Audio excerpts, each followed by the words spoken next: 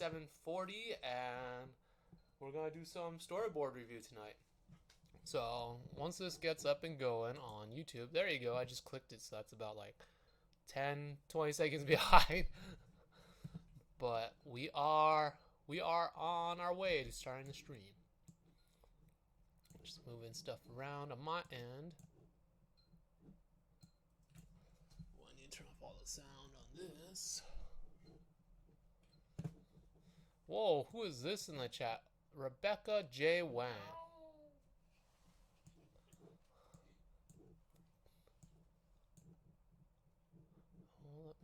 Let me.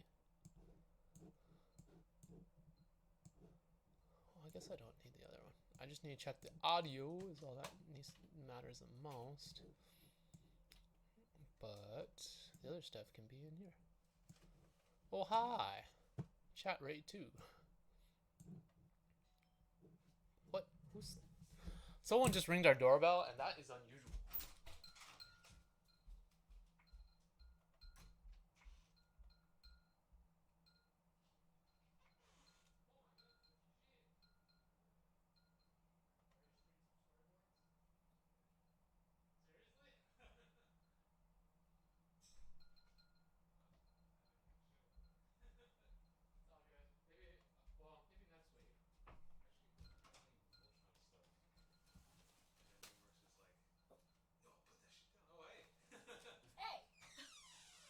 Starting the storyboard stream, so see how it goes. Is Rebecca staying in on class?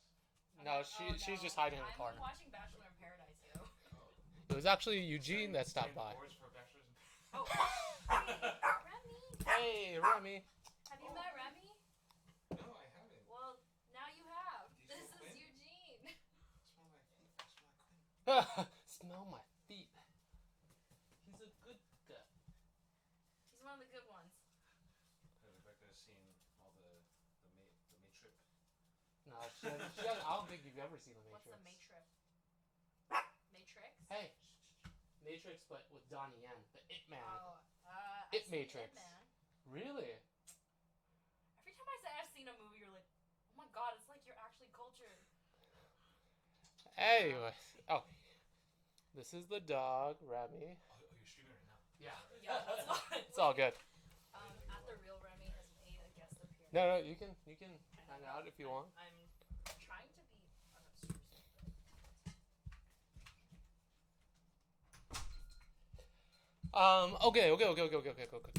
Okay. We still. He's here to play Street Fighter with Kurt. It's only 7:45, so we still got 15 minutes. It's still, relax. Take it easy, guys. We can talk to the dog. Hey, Remy, you want to hang out? So this is Remy. If you don't know, she is Instagram famous. She has like 20,000 followers on Instagram. You can follow her at The Real Remy. I'll post it in the chat. She's a very, very cute dog. And for Chihuahuas, she doesn't bark very much. And she doesn't bite. I think the only time she barks is when she's here. But, other than that, she's like a very chill dog. She'll do this thing where if you are lying down, she'll like come and sit on your shoulder and you can pet her. It's just, she's a very special Chihuahua. Yeah, Rebecca, she is a very cool dog. Some would say the coolest. But, if you have a chance, follow her. She's super famous. She's more famous than I am by far. Anyways, we're going to be doing storyboard reviews. Let me see if I can start pulling up some of those reviews, actually. Or some of those storyboards. Quite a few people had stuff tonight, which is nice. Because that means we have stuff to talk about. How have you guys been? What have you guys been up to? You want to go down? Okay. Woo. Have you guys been doing anything exciting over the last 2 weeks? Oh, shit.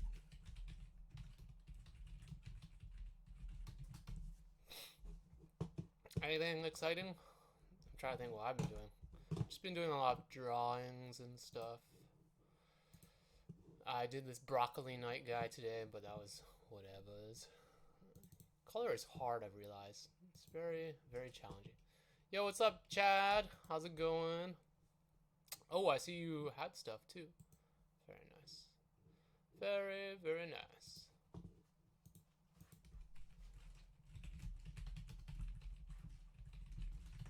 Hey, Michelle. Hey, Tyler.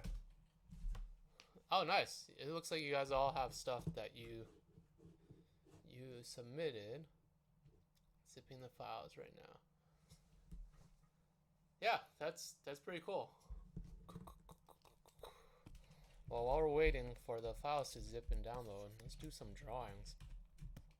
So how's your pewter? It was good. It's better now. I just had some software issues that I need to take care of, but thanks for asking. Hey, Eldritch Scribe. What's up, Christopher? I got your animatic and it's working, so we'll review that later. That is something I do want to talk about storyboards in general and the process of reviewing the process of testing. And that is kind of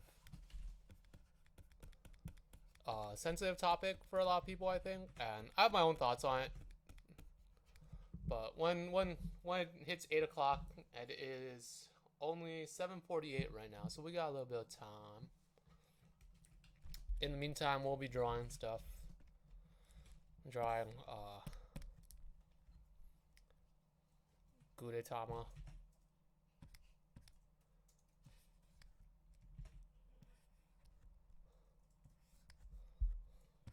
Gudetama UFO.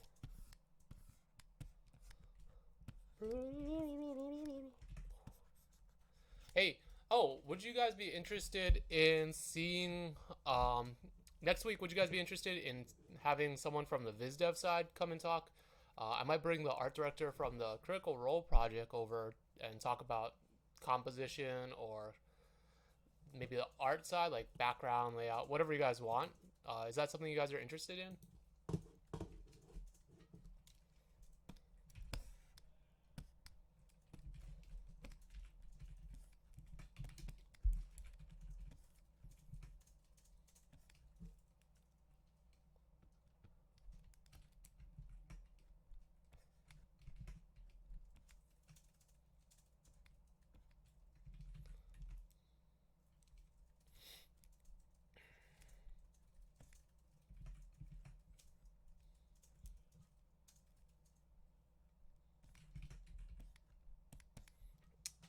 I think there's a mosquito in my room. I feel like I'm getting bit. Did you let a mosquito in the room, Remy? Shit, this is not good. This is not good. Let me see if I can. I'm going to bait the mosquito right now with my leg. Oh, I see it.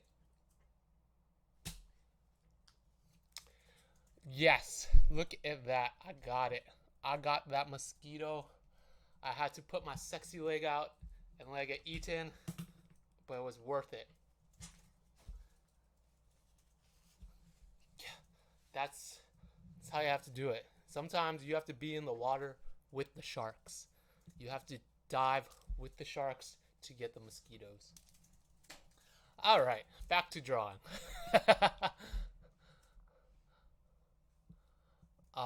Cool. It sounds like you guys are pretty excited about having development people come on, or not, art side people come on. I was thinking on the way home today, it would be very interesting if we taught each other our jobs.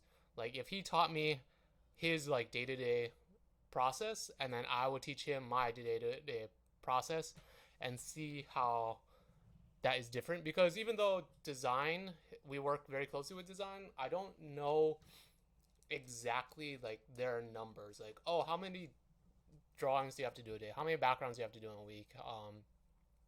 What is expected of you? What is going above and beyond? Like these things that I'm sure if I just asked, they would tell, which is good to know. It's just something that is not very well known. Kind of like how people say like, oh, how many storyboard panels do you have to draw in a day? What is expected of you, etc., etc. Like I would be very curious to see what they would say just because it's something that I'm not privy to. In storyboards, a lot of times you don't review with anyone until like a week or two later. So you have your thumbs and then your handout, or you have your handout and then you do your thumbs, but that's like weeks apart. For design, they often have meetings every day, and it's called dailies, and they go over the designs you did either that day or the day before. And that's a totally foreign concept to me, the idea that you show your work constantly to someone else, and there's a very good benefit to that. It's just something that I would have to get used to, I guess, if I were doing design work, because it usually takes me like a day or two to generate some good ideas. But if I had to do it like immediately, like if they launched me on something in the morning and then they're like, hey, you need to have a finished product by the end of the day, I would be like, whoa, I'd feel like I was under the gun quite a bit. But that is something we could probably ask and talk about as when we bring Arthur on. So I'll try to convince him to come on next week. He comes on to the Friday shows usually, so it's not like he isn't unfamiliar with the territory. Just make sure he's not busy doing stuff. How are you guys doing? How are you guys? Let me see if I can pull up the stuff. Oops, sorry, I hit the mic.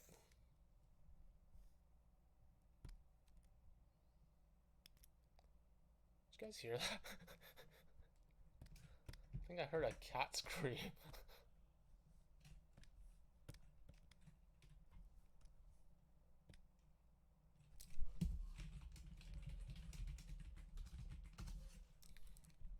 Is it 20 or 21? I think it's 21 actually. Oh, or 20? Is it 20 or is it 21?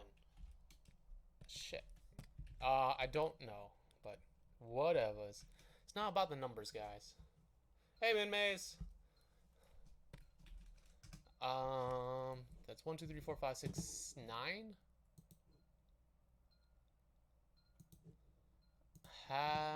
Are there more to be uploaded? 6, 9. Okay, yeah, that's a good number. And then we have Chris Nas, so that's 1, 2, 3, 4, 5, 6, 7, 8. We have 8 tonight. It is 7:54, so we have a little bit of time left. 20. 20? 20. Yes. What's that about? What was I gonna say? Oh, 20. Yeah, it is number 20, I guess. So check out my buff like Eggman. Egg loose, bruh.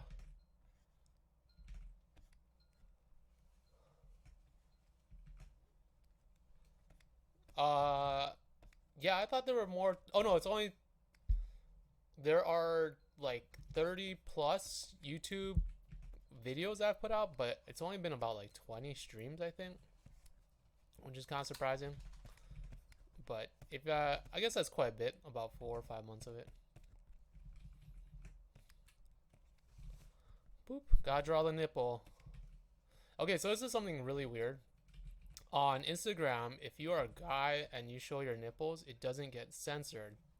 But if you are a girl, it does get censored and taken down. So I think there's an Instagram out there. I don't know if it's still there, but they would literally take women's photos and replace their nipples with guy nipples, and it was like fine. It's really weird. I think the nipple is it's like the DMZ of the body. People don't really know what to do with it, and it's kind of like a dangerous territory in a lot of ways. Like if a guy were to flash his nipple at work, I don't know if that would be a huge cause for HR to get involved. I think context would be a big part of that. But if it happened like errantly, like, oh, he was taking off his jacket or something and someone got their nipple flashed, that would be maybe okay. But if vice versa happened, that might be like a little bit more risque. So it's just a weird thing to think about.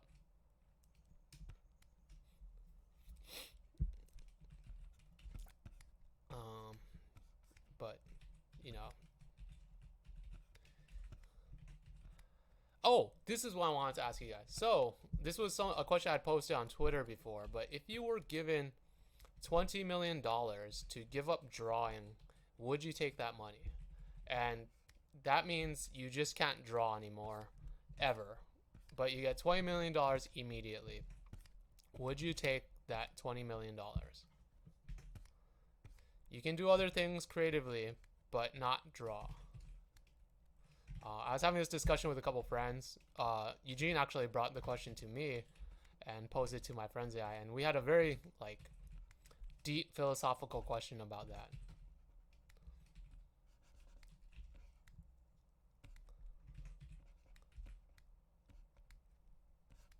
Yeah, eggs. He's all protein. He's an egg. That's why he's so buff. Why else would he? Oh yeah, he's flexing those thighs.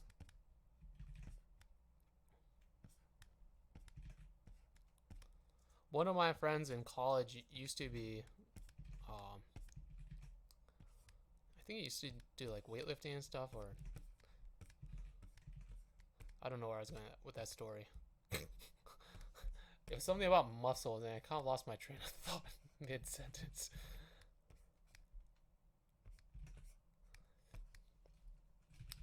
So the problem with this drawing right now is that it's off balance. Like if you take the pivot neck and drop it down, it should kind of be, the pivot neck will acts as a guide for where the person needs to be balanced. So if you have two legs standing straight like this, the pivot neck will be in the middle of the two legs, right? If you have someone standing on one leg, the pivot neck will fall over their one leg. Like if it's, let's say it's someone with their leg up like that, the pivot neck will fall directly over their foot that's balancing them. So in this one, it doesn't look like this foot is doing much, so I think I need to bring this in a little bit more. Right, so it looks a little bit more even. I think the body's also a little wonky right now. Like I think this leg needs to come out, and this one needs to go like that. Anyways, it is 7:59. Okay, so let's see how people respond. Whoa, look at Tyler says super no. Let's take a little survey right now. The no's and then the yes. So Tyler's no. Michelle says no. Chad says yes. Minmay says no. Rebecca says yes. Chad says, I would live off $200,000 a year and become a patron of the arts. Nice. That is very nice of you. Tyler says, I feel like that much money would legit make me miserable. Lol. There is some truth to that. There was a study that was done that at a certain point, the amount of money you make, like let's say there's like an upper limit to your happiness when you obtain a certain amount of money. So I think it was something like a couple $1 million or whatever. It's like after that point, every cent past it doesn't really increase your happiness level. I think it has to deal with comfort and stability, and at that point it no longer becomes about materialistic items, but it becomes about like internal and social and other factors of life that make life living. Eldrick Scribe says, I'm not sure, I love to draw, but I could get my creativity out through writing as well. Yeah, that is what I said. If I could not draw, I would write, or I would sculpt, or I'd paint, or anything. Well, maybe not paint. I would film and take photographs. I'd edit. There's so many other ways to be creative that I think drawing is just one path to take. Michelle says, I feel like I wouldn't know what to do with my time anymore. I think that is a problem, but I also don't think that is as big of a problem as you think it is. If you ever find yourself with free time, I think the first month is very fun, and then after that first month you'll hit a week where you don't know what to do with yourself. Personally, I just start working immediately when I hit that time, but a lot of people will take a little bit of time to relax, and then they'll find themselves becoming more productive. Actually, when people were given universal basic income in some of these in like Canada, I think they tried it where they gave people universal basic income, and I think in one of the Nordic countries they gave art students just free money, like literal free money to do whatever's. They were actually more productive than had they been working. They found that they found themselves busier trying to accomplish things, busier trying to like do something with their time. And so I think, yes, there will be some people that just lounge around and do nothing, but I think most people want to find purpose in life. So with that money, that would allow them to find that purpose. Like they would find things that make them happy and find things to occupy their time. So it's a weird thing. I think I tend to get busier when I'm not working. Work seems to kind of like put a cap on how much I can do. But when I'm not working, I tend to find myself doing like 3 or 4 different things. Like the stream was one of them. Streaming came out of being taking time off after the job, and so that took up a lot of time. But I enjoyed it and I learned a lot about it. And now look, I'm still streaming. So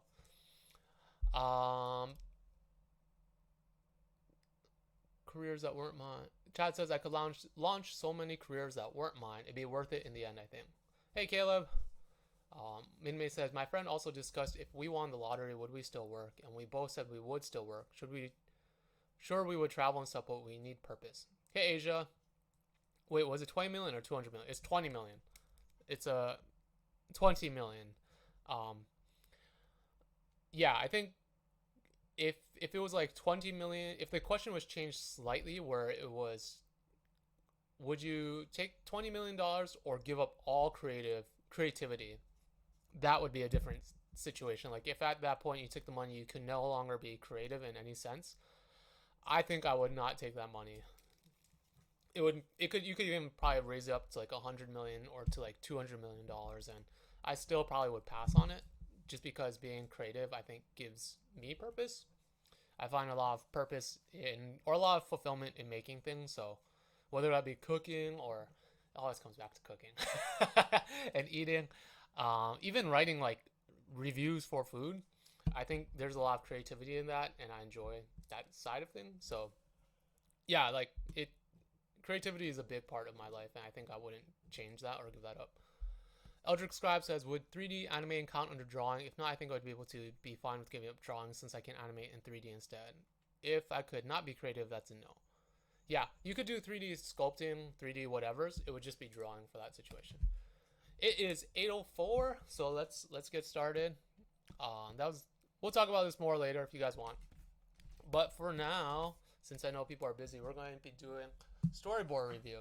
So, as always, thank you guys for coming. You could have been anywhere in the world, but you chose to be here, online, with me, being dumb, and I appreciate that. So we'll start off with a joke, as usual. Oh, I think I'm falling down off the chair.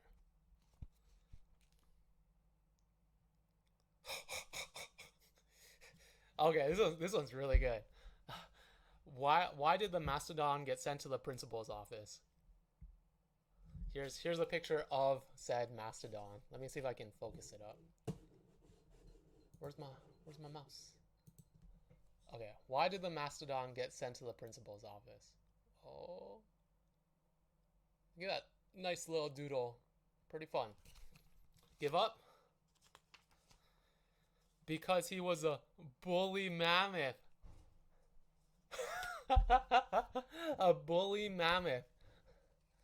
Here you can see the doodle again. Oh, that's good. He tripped the kid. He tripped the other kid. He tripped the kid in the drawing. How terrible is that? Anyways. Alright, thank you guys for coming out. Let's get started. So, last week, Christopher, I guess, sent me Animatic, and he wanted me to review it. He also talked about something that I thought was interesting, and we'll cover that in a little bit. But let's first look at the Animatic, and then we'll talk about how we can fix it and what not, or if there needs to be fixing. Oh, I need sound. Oh shoot, I took my earphones too. Took my earphones to work. Let's see if this works.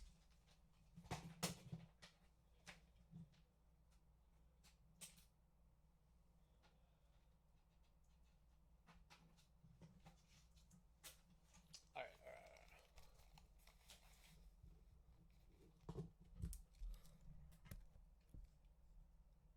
Is there sound in this? I don't even know. Oh, maybe not. Maybe no sound. Alright, let's go back. Okay, so let's watch the Animatic together. Looks like it's a fight scene too, guys. whoa.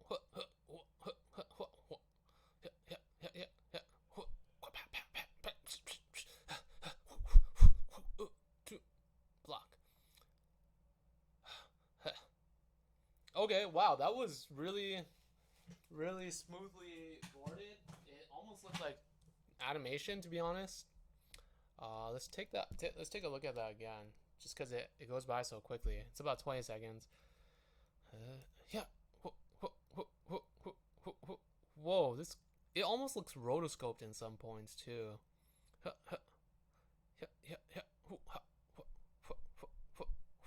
Yeah, it does kind of look rotoscoped, but maybe you just drew it super well, and that's amazing if you did.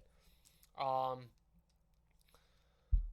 okay, so the thing that Chris brought up, and I hope you don't mind me sharing this, but he was talking about how in animation, how he doesn't. Well, maybe that's not the right. How do I word this? He was talking to me about how he wants to get his vision across, but I think the thing that's stopping him is maybe the technical side of drawings, and I'm not sure where that's coming from because looking at this animatic is pretty nice, but I think this was done for a storyboard test, if I'm not mistaken, and I think storyboard tests are hard just because a lot of times you don't know the show. A lot of times you don't know what they want. You don't know the style of the show. A lot of things like that make it very difficult. It's kind of like going into a restaurant for a chef's position or something, and they're like, just cook us something that you think would match the restaurant. And all you know of the restaurant is the name. So you go into some place, like imagine going into like a TGI Fridays, and you're like, I don't quite know what you guys are cooking here, but I'll make something that sounds very Friday-y. So maybe you make like pasta, or maybe you make like a nacho plate, and that could be totally wrong. Maybe I haven't been into a TGI Friday. Who knows? Maybe they wanted an awesome blossom, and you were just like, I have no idea. So that's why I think testing can be hard at times because you are expected to kind of get the tone of a show without knowing anything about the show. It's also very what is it, like personal. I think personal taste plays a big part into it, like the directors, the other artists. So it's hard to say if testing is always easy to do or hard. It's not so black and white. But there was a recent thread on Twitter where Rad Secrets or someone said don't put fight sequences into your storyboard portfolio because they don't show if you can tell a story. I partly agree with that. I partly also disagree. I partly agree because yes, like it is very hard to tell a story in just a fight. There are ways to do it. Like if you watch movies like Rumble in the Bronx, like The Matrix, where we covered it. Even Mulan, the montage sequence with the fighting and stuff. Well, maybe that's not a full fight, but there you can convey story through fights. Oh, Crouching Tiger, Hidden Dragon has a great one. I think the problem with that, so yes, there is some validity in saying that don't put fight sequences into your boards, but there is also a place for that. A lot of the jobs that I get are because of my action sequences are good, or are because of having fights in my portfolio. So it just depends on what job you're going for, right? Like it doesn't. If I was applying for some place like Disney, I wouldn't really put my fight sequences first. I would put more my acting, emotional, and comedy stuff because that's what Disney's known for. But if I'm applying to somewhere that wants that fight stuff, like if I was applying to a specific type of show that wanted fighting or action stuff, then I'll put that in there because that is what they're looking for. You kind of need to shape your portfolio for each job you're applying for. When I apply for different companies, I will redo my portfolio and rearrange things so that when they open it up, the first thing they see is relevant to the job I'm applying for. And so, like I said, like if I'm applying for Disney, they'll see comedy, drama stuff first. If I'm applying for like an action show, they'll see action first. If I'm applying for more of like a feature or live action thing, I'll have things that are more cinematic. So you kind of need to play to the audience and what job you're applying for. So let's look at these storyboards. And I think, oh man, I wish I could like Well, maybe we can slow it. Let's slow it down. Team. Sorry if the sound is only going to one ear. Let me check if it's. Oh no, it's on 2-track. It might be because the.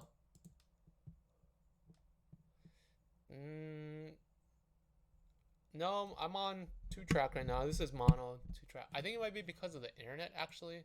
I've been having issues with the... I've been having issues with YouTube because this doesn't happen when I'm on Twitch. It's something about YouTube that doesn't do both for some reason. I think it gets slow, and so it kind of goes to mono.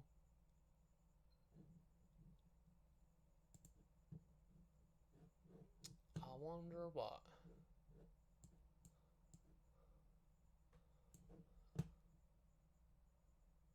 Oh, it is only on 1 track. Why is that? Huh. Hold on a second. If it's bothering you guys, let me check something real quickly.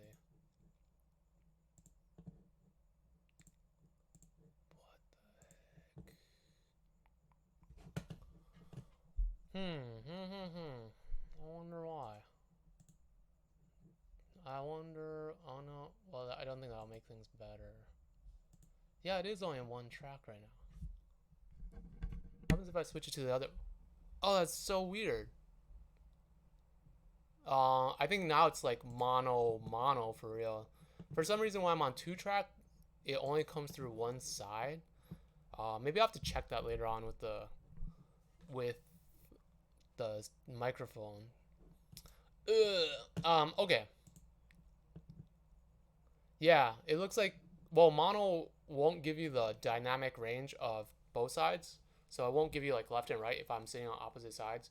So I think that might be why it wasn't doing that before, but now that I'm on mono, it's just gonna give you a flat sound. Anyways, okay, let's talk about the storyboard. We're getting off track. Okay, so the storyboards look good. I think it's a fight sequence. This is really cool. Cool opening shot, good layers. It's nice and thick, like we always talk about. Thick. I like that. You have like nice foreground elements with the hand. You have a nice nice drift camera with different layers going, so I think that's good. Same thing with this guy. You maintain. Okay, so you're drifting in this one, but in the next shot, only one person is drifting when both should be drifting, and the background too. Do you see that? So in the first shot, the background is drifting left, this guy is drifting right, this guy's drifting left. But in the next shot, only the guy in the front is drifting and this guy is stationary. That wouldn't make sense because you need to have both characters drifting if you want to do like that parallax that you're talking about, where it's like this parallax effect is the 2D equivalent of like having a camera rotate around the subject. So if I had a subject here, this would be the camera like rotating around it. This is like the 2D version of doing that. Since having to animate a camera around the character is really tough, this parallax is the equivalent of that. So in the second shot with this guy, the background needs to be panning as well. The characters in the foreground need to be panning, and this guy needs to be drifting a little bit as well. That's cool. I think that was a good shot. That's cool. It does the 2-cut. So I think, I'm not sure how you presented this to the storyboard test. I would suggest sending it as like this. If it was sent as boards, it might be harder to see how fast some of this action is happening, but like I think you edited it pretty well, and there's some nice compositions in here too. So this is cool. This is a really nice composition. I like, again, layers. Get that lasagna, get that fatty tiramisu going on. Oh yeah. Yeah, boy. That's really cool. Nice, cool action. I like this shot too because you have a lot of the wider action happening here in a wide shot, so you can actually see them moving, versus the shots here where you keep it to, because it's cropped in their upper torso, you only want to show action that usually takes place in that, right? Cut frame to the action. Oh yeah. Oh yeah. using some of the depth. Oh yeah, that's cool. That's really cool. Yeah, again, you're framing to the action, which is good. Nice. I think this shot is a little bit confusing. It might just be because let's see if I can frame by frame this. I think it might be a little bit confusing just because of the colors, but also because you do the same shot 3 times. So once, twice, 3. I think you can cut, if you're going to do this shot, I would say cut here, because I think it goes too far, right? So if I wanted to get very nitpicky, I'd say start it like this, and then cut after this panel, or after that pose, and then go to this panel,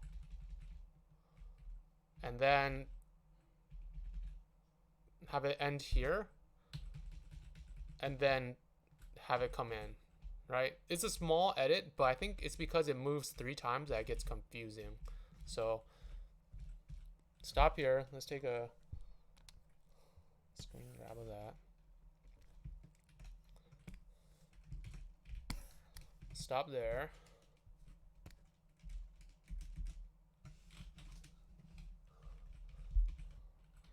Oh no, oh no, oh no, oh no, oh no. Oh shit.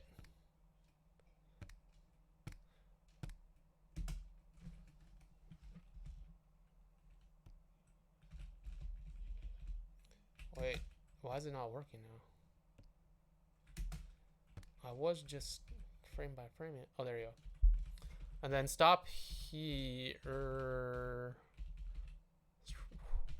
Stop here.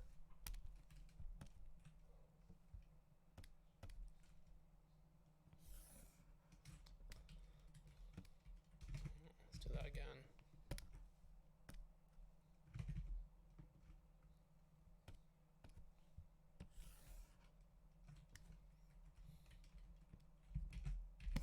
Stop there. And then yeah, then you can just start on these shots as normal. And the only reason I decided to do it that way, or suggest doing that way, is because of the fact that you have the action happen twice, so it kind of gets jarring.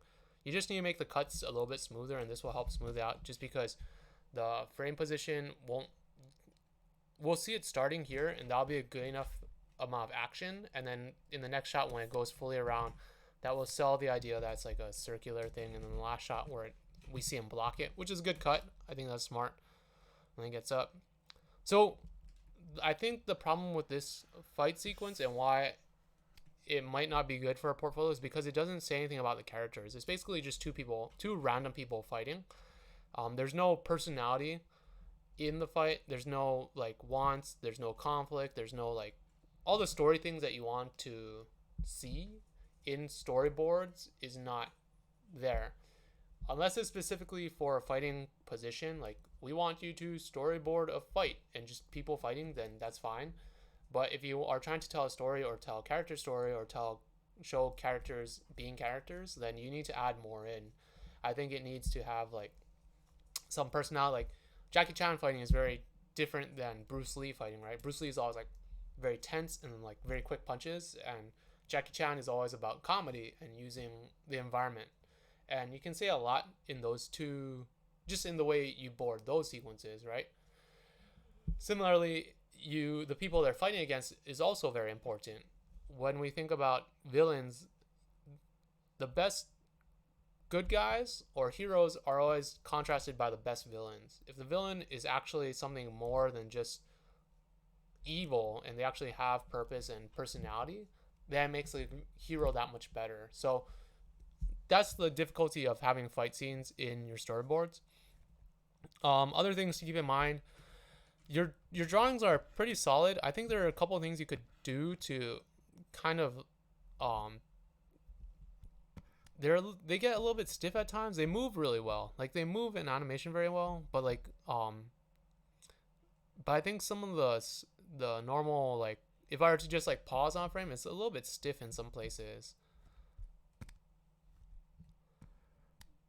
and that was something that you brought up in the email about how the technical side of drawing shouldn't be considered or shouldn't play as big of a part in animation or in terms of deciding if you get the job or not. But that's kind of part of it's a skill that is needed, and if you are good at drawing, that will get you a job. And people need to know that you can draw.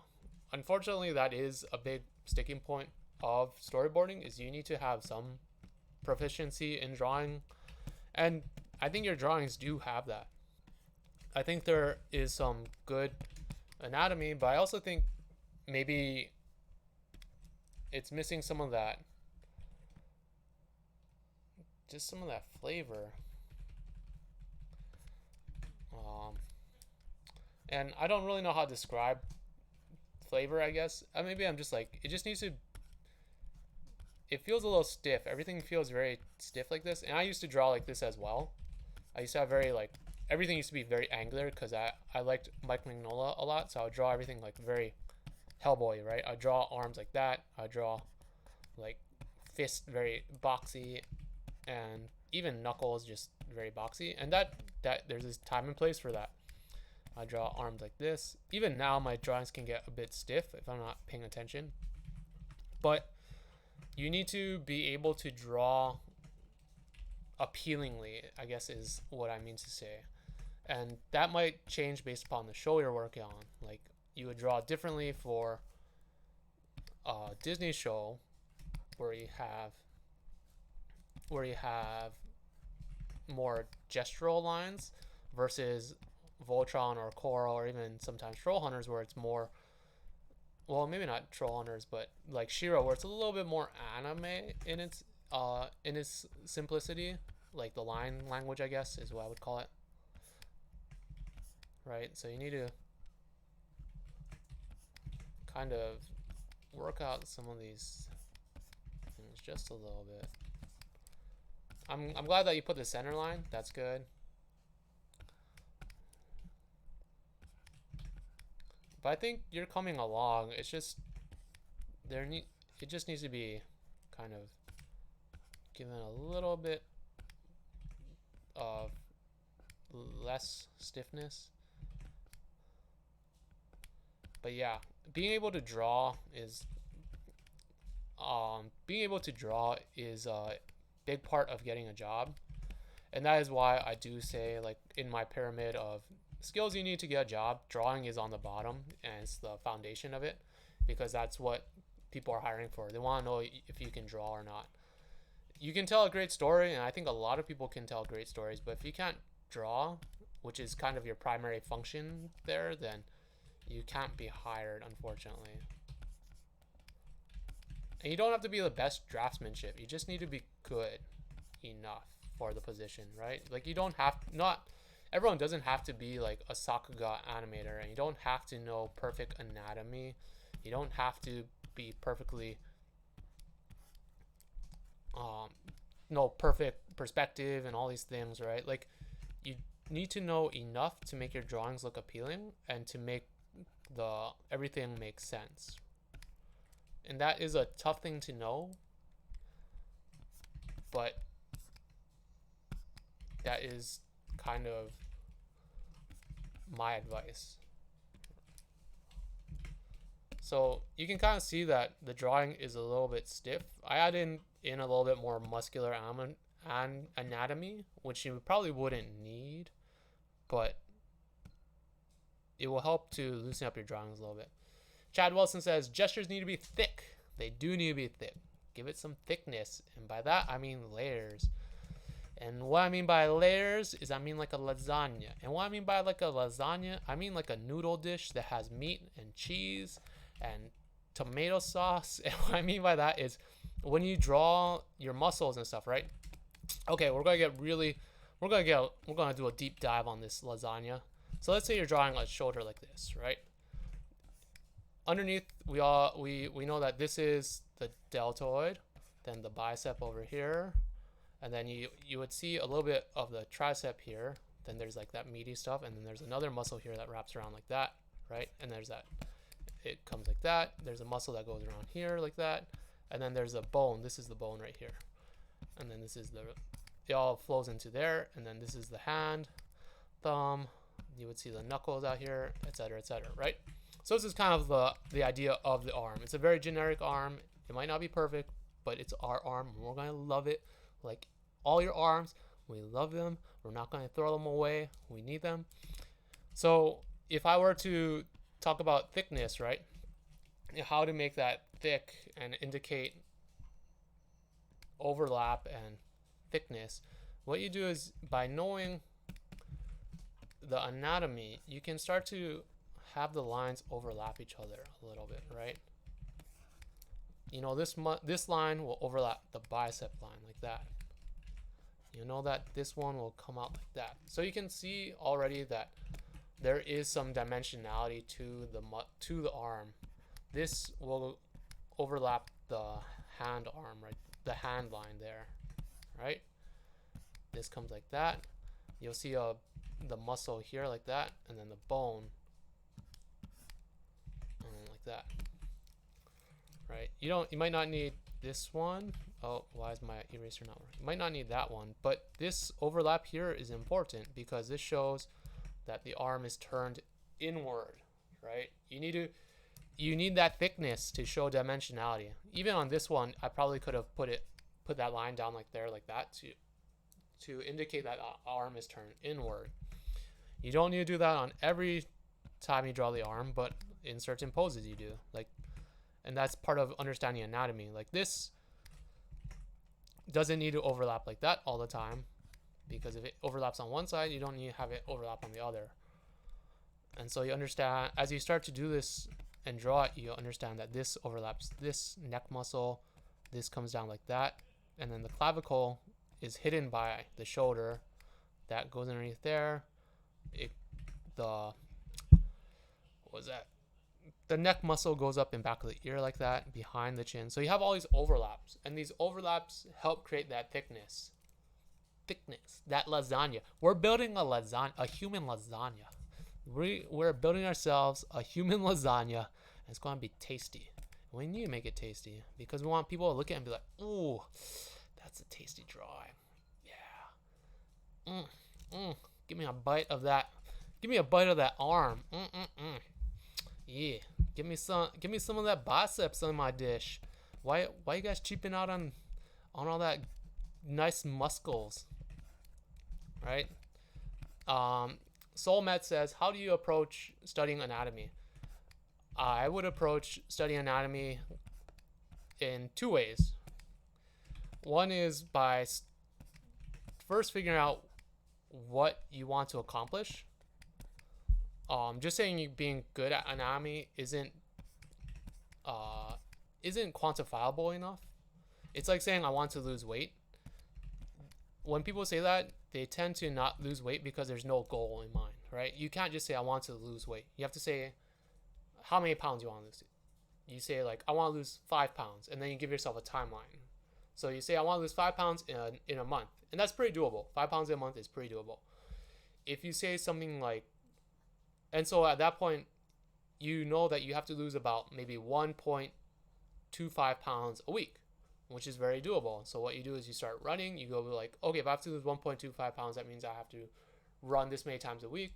I have to eat this much every day. And so you can see the segments in your progress. So how does that apply to anatomy? You do it in the same way. You figure out what you want to do. You're like, okay, I want to learn how to draw arms. So you sit down and you go, I want to learn how to draw arms in a week. So you look at the arm and you look at the shoulder, or you look at the arm and see what parts of it's composed of. You see the shoulder, you see the bicep, you see the tricep, you see the forearm, and you see the hand. So you can be like, okay, week 1 will be this, week 2 will be this, week 3 will be this, and week 4. And then it doesn't have to be that segmented in terms of your study, because when you're studying body parts, it's good to know them individually, but it's even better to know them how they connect to each other. So what I'm saying is, the long story short is, choose a body part and focus on that when you draw, right? Try to focus on making that one body part good. So when I was trying to learn how to draw arms, I'd go to figure drawing and be like, okay, today I'm going to just study the arms. Like, even though the person is posing like, "Ooh, hey there, sexy, I'm doing the posing," they're like, draw all of me. And your teachers always tell you that. Draw the whole figure. Draw it, get the gesture in there, put in the background, put in everything. And that's good advice. Sometimes. But then I would not draw all of that. This is the sexy guy. I'd be like, nah, bro. I think the sexiest part of you is the arm. So I would just kind of focus. I would kind of do a rough laying of the other stuff, but I would really focus on the arms and try to look at the arms and figure out like what I was looking at, right? Like, you want to know why certain things are pinching. You want to know why certain things are doing this. And when I would go to these figure drawing classes, I'd take with me an anatomy book so I could look at the anatomy in the book and then look at the model and be like, oh, that's that muscle. That's that muscle. That's why it's pinching like that. That's why it has that overlap here. And I did that for every, I think I did that for every body part. Like, I did the arms, I did the legs, I did the torso, I did the back. And so it just takes time and you forget things, but it's just kind of like exercise. You have to keep doing it and doing it and doing it. Eventually it just sticks. Also, yes, Chad Wilson says follow at the robots on Instagram. Step 2 cry. I'm not sure if the robots, it still has positions or positions. What was the word? Openings. I don't know if he still has openings as a figure drawing class, but he does a figure drawing and costume figure drawing class online. So he's a very great teacher. He taught me a lot of what I know and has very good breakdowns of things as well. Like, when I was trying to learn how to draw the knee, he told me it's like a sausage wrapped around a box. Right? It's a sausage on top and a sausage below. And I was like, damn, you're right. It is a sausage. And he spoke my love language, food. He taught me how to draw using food. And here I am teaching you guys how to draw and storyboard using food. Right? And he's like, oh, it's like 3 giant sausages compacted together. Yeah, here, I'll type out, I'll write out his, oh, why is it not showing it? Whoa, that's a terrible font. At the robots, you can find him on, I think all social media platforms. I know he has a YouTube channel as well, and I don't know what's on it actually. Maybe I should go look at that. Oh shit.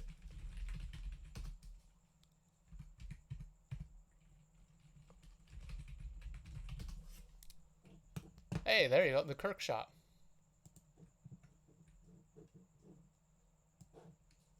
So yeah, you can see he's done streams. He does a lot of drawings, and like I said, he's a really, really good teacher. You should check out his stuff. Whoa, don't look at the naked lady. But yeah, he breaks it down very simply, very easy to understand. And if you like food, I would definitely suggest checking it out. Trying to draw corners and bracketing. This is where I got that from. I got it from him. He talks about how to give things that 3-dimensionality and how to give things that form and shape. So check this out. Definitely check out his channel. Check out all his social media stuff because it's really good. Okay, so just to recap before we move on to the next storyboard.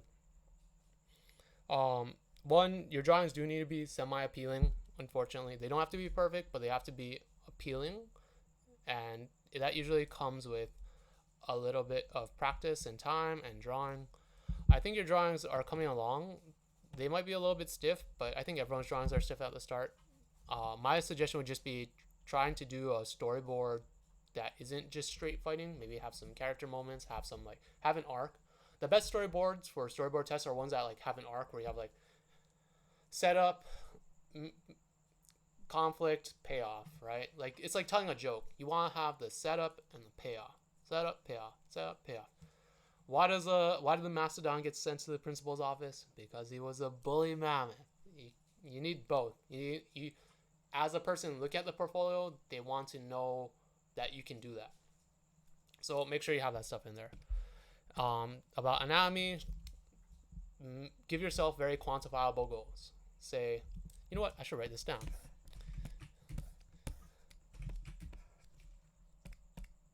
Whoop, we'll leave that there. So, storyboards for test.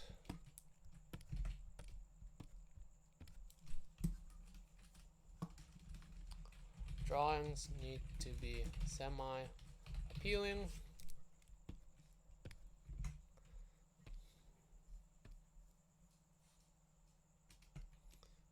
Auto.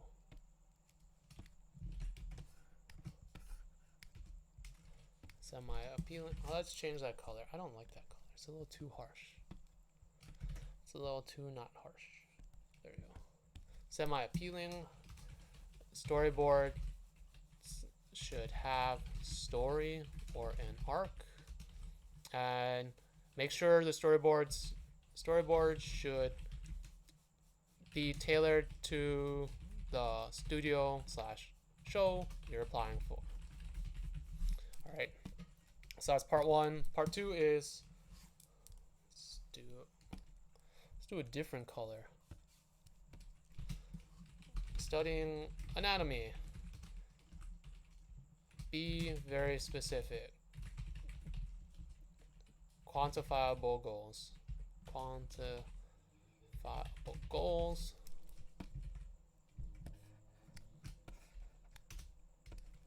Give yourself a deadline. And the deadline doesn't have to be like you have to master it by this specific amount of time. It's just so that you know that there's a beginning and end.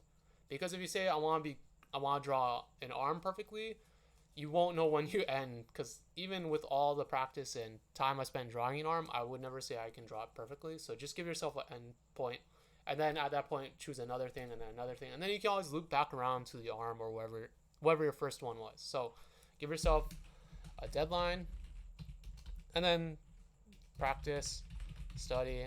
But the most important one that I didn't talk about is being patient. Getting good at something and being good at something takes time and patience. Everyone always expects to be super, super good at the start, and that does not happen off the bat. Everyone who is good at drawing or is good at anything, it is a lot of failing first. And you have to be comfortable with the failing. You can't compare yourself to these other people. You can't compare yourself to other students in your class, other peers. You have to be okay with failing. If you're learning something while you fail, that's the most important. If you're failing and you're not learning anything, then you need to sit down and figure out why it's not working, right? But emotionally and like internally, you need to be patient and be like, okay, I'm still learning. It's fine if I don't draw it right. I'll just keep practicing. I'm going to do it tomorrow. I'm going to try it again. I'm going to try it again. And that's just learning. If you want to be good at anything, you have to fail and you have to be okay with failing. That is the one little piece of tip that I will give about being good at anything. You have to be okay with failing. Patience and being comfortable with failing. Chad Wilson, yeah, it's a mountain without a summit. I feel like I learn something new each time and I end up doing studies. That is good, and that's what you should be doing. Even when I go back to figure drawing, even when I do studies, I'm always like, oh yeah, I forgot that, or oh, that's how it works. A lot of times, the way my brain works is it will take like months sometimes for me to understand something, and it's not like I'm thinking about it, just like pops in later on. Like trying to understand the arm, I studied it and I was like, oh, that doesn't make sense, and then maybe like a month later I'm like, oh, that's why it works. That is how it turns. That's how it like rotates. This is how that muscle bends and all this stuff. So it's part about being patient and like kind of just doing it. A says, yeah, that makes a lot of sense. I feel like my goals can be too simple and then it's easy to get lost. Okay, so good luck with your stuff, Chris. I think there is a lot of good in it, and I think it's coming along. Let's put this off to the side. All right. Next one is EIG. I imagine it is. I'm trying to think who was in the chat that matches that. EIG. Eldrip, maybe? I don't know. Anyways, on to this.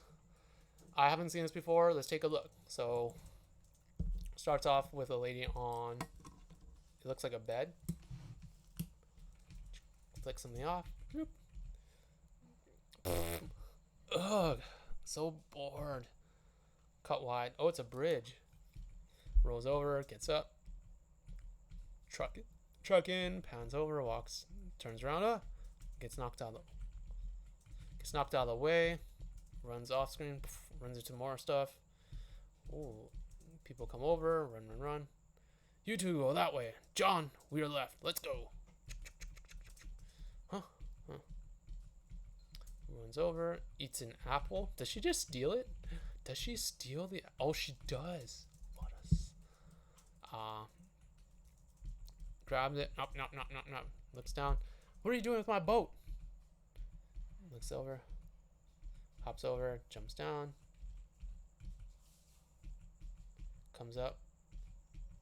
Look, I just need to leave town and get to the next port city as soon as possible. Can you help me? You're the one the guards are chasing. Look, can you help me or not? I can pay you. Sure. I wasn't doing much today. Anyways. What are you doing? Finding some sort of disguise. Oh, POV of boat. They go away. There she is. Let's go, Tiberius.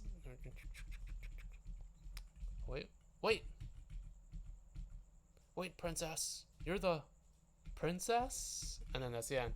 Oh, it's kind of like Aladdin type thing, but instead of Aladdin being the street rat, it's kind of like an Aladdin thing. Instead of Aladdin running from the security guys, it's the Princess Jasmine.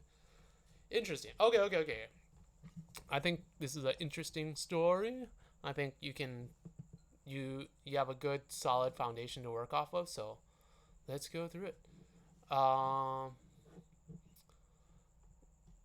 This is kind of an interesting shot to open on in that it's hard to tell what's going on. Like, I don't know if it's because there's not enough information in the drawing, or if it's just like a stylistic choice, but I didn't know she was sitting on a bridge like this, because most people don't sit on bridges like this, at least where I'm from, so I didn't know that. If he wanted it to be a bridge, maybe do like an upshot of it.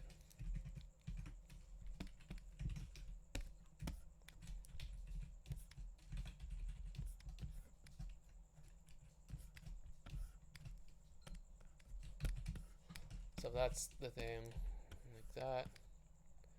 If you really want to have the water, you can put the water in.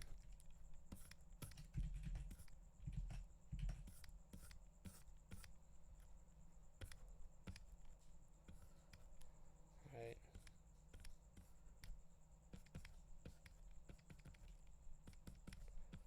This is her. Flicking the thing. Boop. And then it falls into the water here. So it gives it a little bit more of that dimensionality that we're looking for. It gives it a little bit more information at what we're looking at. We can see the water.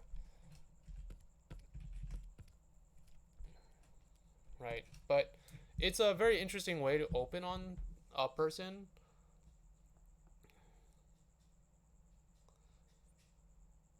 And then we go from the bridge to this kind of pan truck in. And then cut to someone in back. Oh, I see what you did. So this is like the POV of the person running, and then it bumps into them. Okay.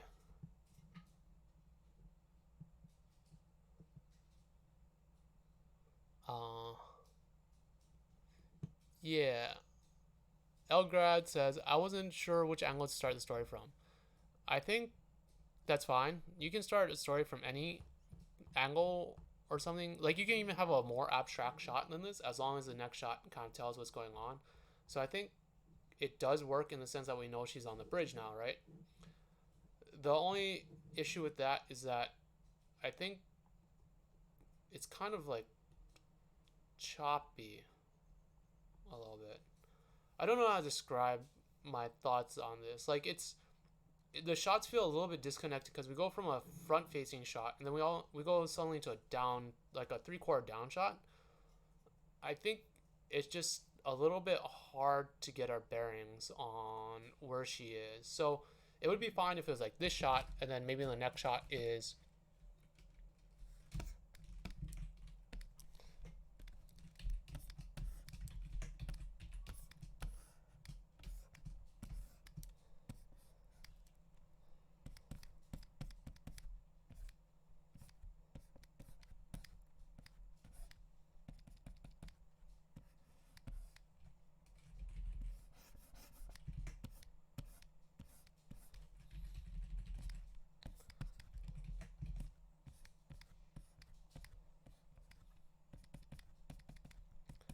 right. It would be okay if it was something like that, maybe even closer. I think her lying down also makes it hard because she's like really flat with the bridge, but maybe we'll just have her stand up in that shot or something. She stands up.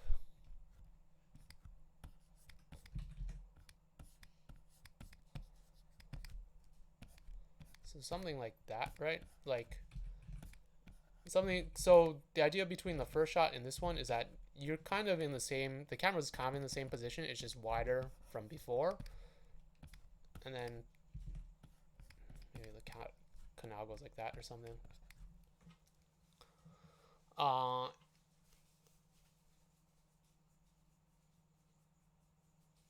Aphrodite says, when it comes to making storyboards, would you say approaching the whole sequence, then revising is best approach instead of planning a lot ahead of time? I think it's however you want to work. I do a lot of revising later on, so that works for me, but I also do a lot of planning ahead. It just depends. I think it just depends on how you feel about working, or your work, the way you work is what I mean. So getting back to this, so this would be kind of like my second shot, right? If the down shot works, but it's just a little jarring to go from that to that. It just feels a little bit too much of a jump. So if you went from something like this,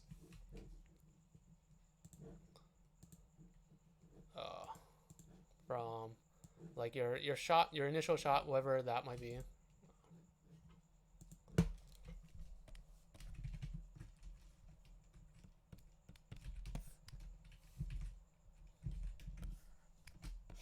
Go from this, and then so this would be like pose whatever, and then the next shot, just in the end of the shot, have her standing up. So have her standing up. So this is 1, whatever, and then 2 is her standing up here.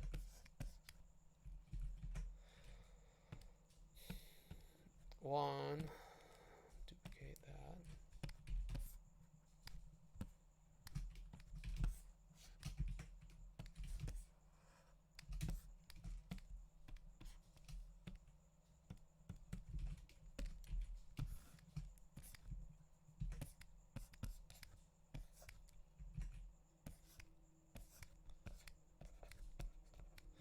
So her standing up in this shot will then connect to this shot, right? It makes the transition a little bit smoother. You combine actions, you spread the action across 2 shots, and then 2, we kind of just widened out from this shot to this shot, right? Like it's basically this shot but a lot wider. So you're not switching the camera all over the place really quickly. It's kind of just wider, so your eyes don't have to rethink about the crazy perspective. And that will help smooth out some of the shot choices. Yeah, if you're having her stand up in this, make sure she stands up completely, or have her stand up in this shot. The thing about this shot is that it looks like the camera's zooming in on her, and it looks like it's like tracking to hit her, when in fact it should just be like a straight zoom in, because I don't think the guy was intentionally trying to run into her at this point. If anything, she should just be in the middle of the frame and the camera zooms in on her and bumps into her. Also, I don't think you need these footsteps per se.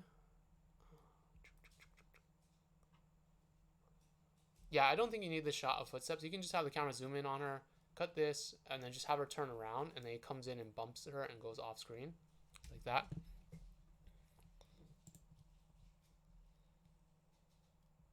So it'd be something like this.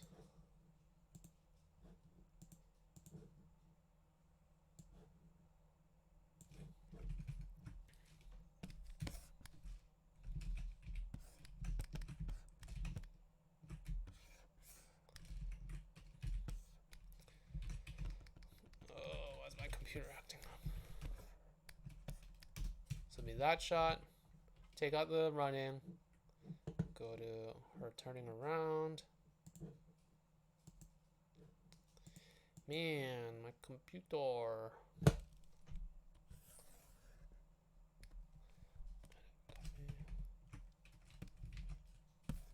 To that shot, right? So it's the same shot, just you just take out the running. So I'll go from this shot to this shot and have her turn around as this person comes in from this side, because I think the guy's moving left to right, right? If he's moving left to right, in the other shots, he should come in from the left, moving right. So this should be him running in. So in this shot, it should be flipped basically.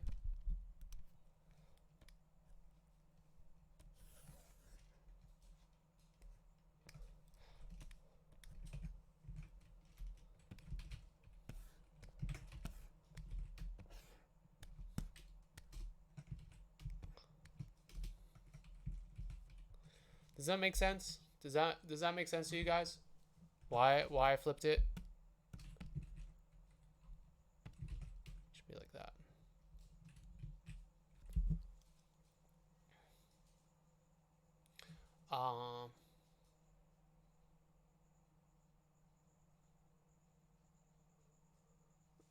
I also think you don't need to have her say anything, having her throw something in the water and sizing off, and then have the new character run in.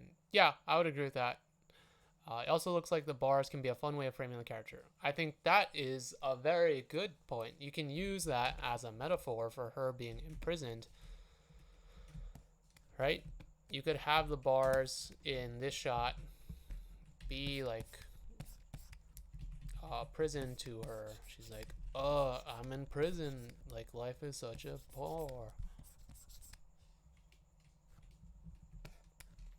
And that would make for a good metaphorical thing. But this is important, the left to right. If a character is moving left to right through a scene, make sure they continue moving left to right in the next scene and the next scene. Runs off, knocks it over. I think this is fine. These two cuts are fine. See, they're moving left to right. They're chasing after him. That's fine.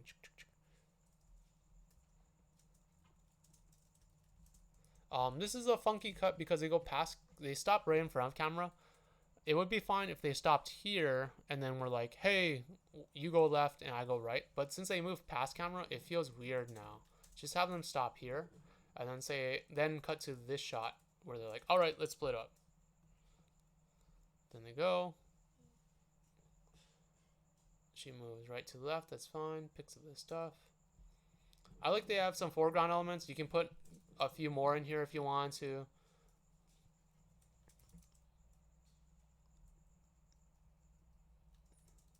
You might need to show her picking up the apple at some point if that's a big story point. If not, you can just get rid of it. You might not need to show it.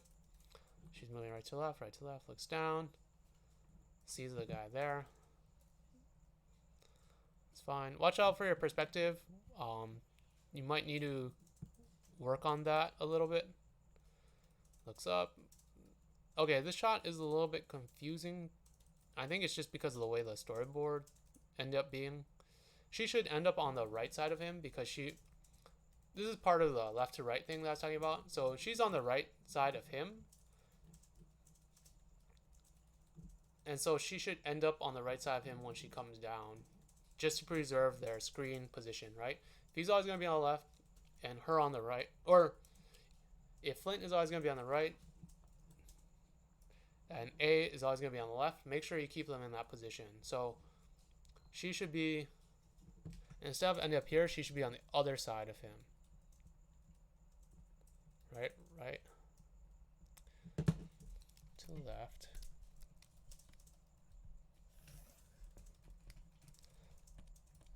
And this is part of like the 180 rule stuff, where you preserve screen direction and that's too much. What is that?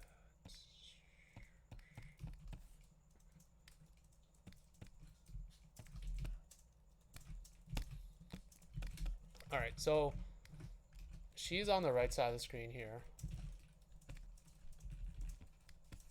He's on the left. You want to keep their screen positions to be that as you go through the shots. So instead of this,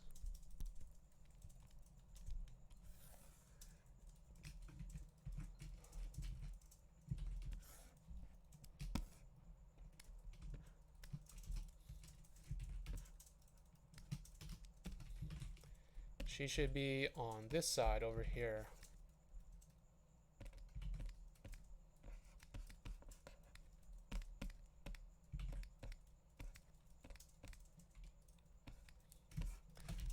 And then take her out.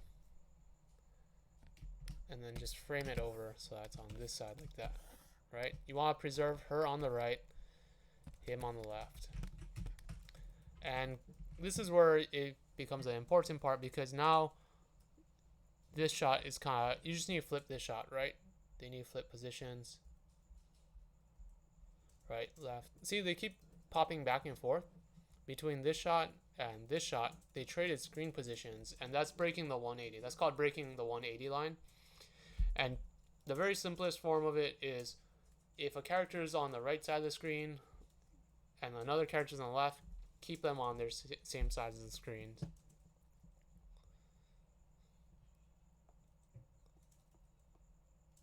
This just needs to get flipped. Does that make sense?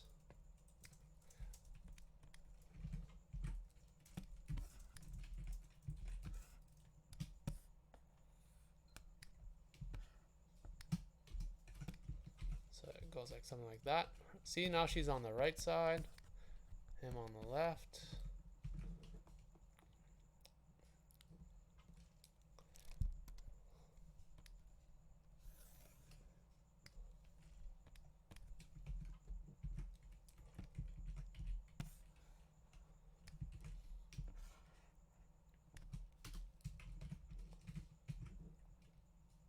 This one needs to be flipped.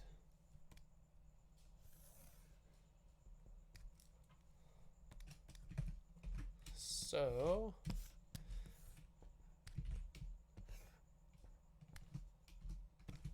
like that, right? So you want to keep their positions right to left, left to right.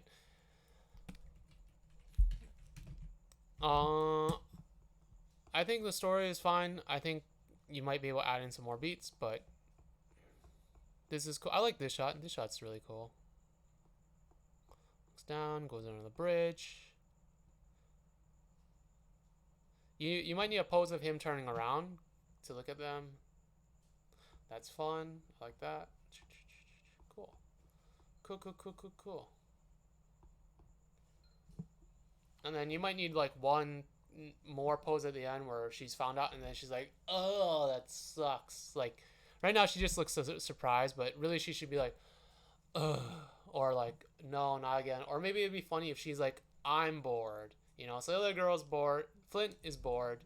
But really, she's like escaping because she's bored. And it's like this weird, maybe it says something about how they're both bored but live totally different lives.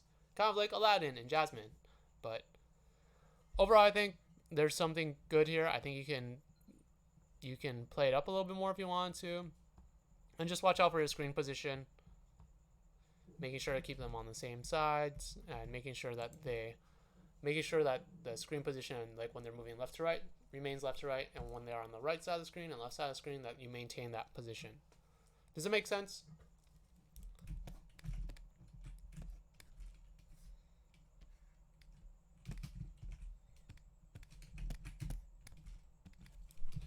LG. No.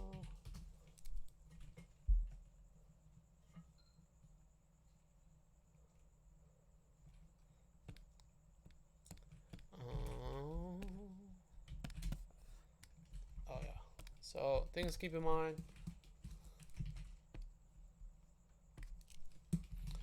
Watch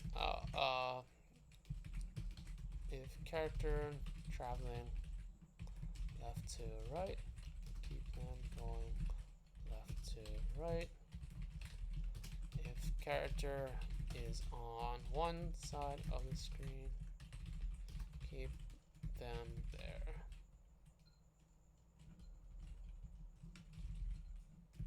Try not to flip them around. Flip them from side to side. There are very specific rules about why this is, and you can break them, but this is the general idea, and once you get that, it'll make everything simplified out. Cool. Krishna says, while I was looking at inspiration for my project, I came across a pretty egregious 180 break in Ip Man movie. Maybe we can discuss why they did that at the end. Yeah, we can. I would have to see the context of it, but I guess we could look at it. Cool. So that was El Gerard. Like I said, I think you have something there. It just might need a little bit of finessing, a little bit more gags, but you're on the right path. Michelle G. Michelle Garcia, Business Onion. All right. Give me a second. Talk amongst yourselves for a hot second. I'm going to drink some water.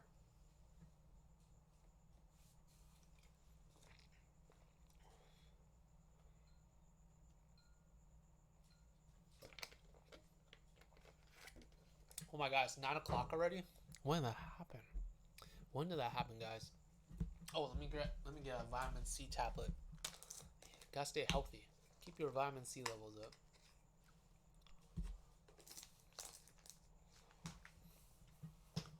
Okay.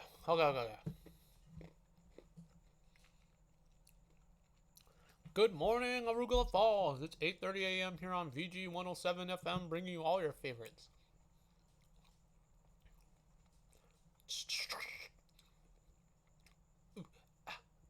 I'm an onion.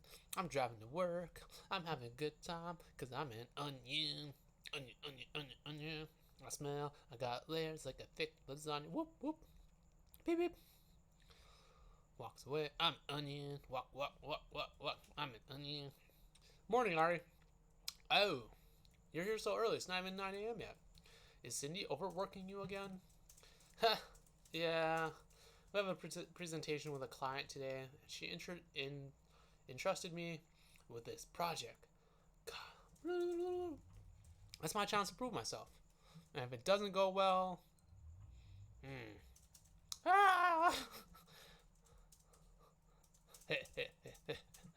don't mess this up. Well, tons of work to do. Good luck on your presentation. Bing.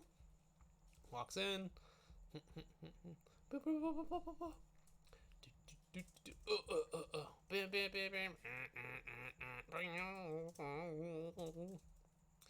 No. Hello, I'm stuck. Help. Hello.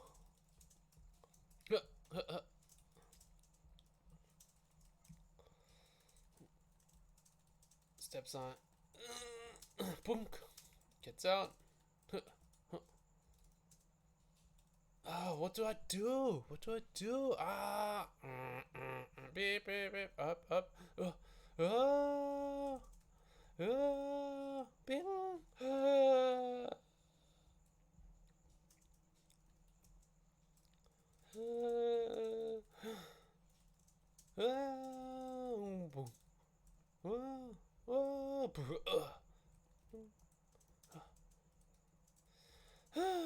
Beep, beep, beep, beep.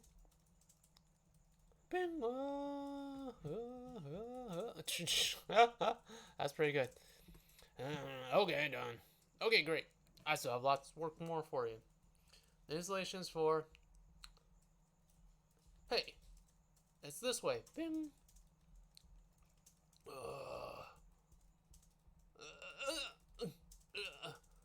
Hey, boss lady, I got your USB. Ugh, just like you asked. Whoop. This is gonna kill at the presentation. Don't worry, I'll put in a good word for you. Ugh. Okay, that's really good. Okay. I like this. This is really fun, really cool. It's a funny story. Nice, nice gestural drawings. I like a lot of the stuff that's going on here. I think there's a good story, and I don't have too many notes about it. I think this would be like a technical thing where I'd just be like, I don't know if they do banana. I don't know if they want to have that type of animation. Like you could just cut to him walking in, and then cut to him at the desk or something, or cut to him just going to the desk already. It's a cool shot. It just might not be necessary. You can keep it in. I don't think it's a big deal. With these comedy boards, you really want to play up the acting for the characters. And so something like, you're here so early, it's not even 9 a.m. yet. You might want to give that a couple more poses. And that's just kind of a comedy thing. Since comedy is about making people laugh, you really want to squeeze in as many jokes as possible, and whether that be whether that's like visual or dialogue or acting or whatever, is you just kind of want to give it that extra loving, right? I want to give it that extra goodness. So this is fine. I think that's a good drawing. I think the next one might be not even. You're here so early. You're here so early.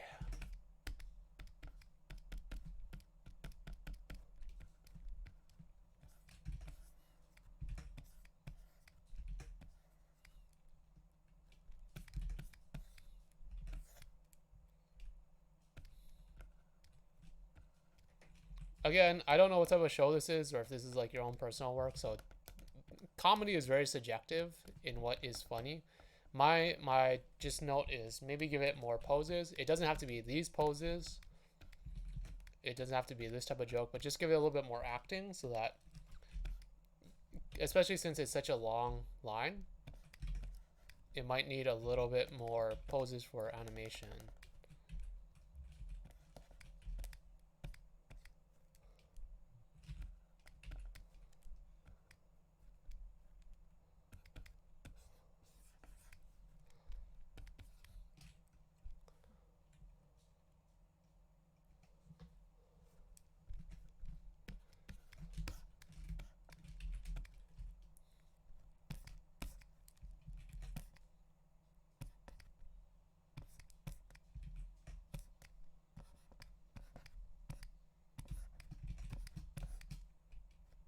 So leans in.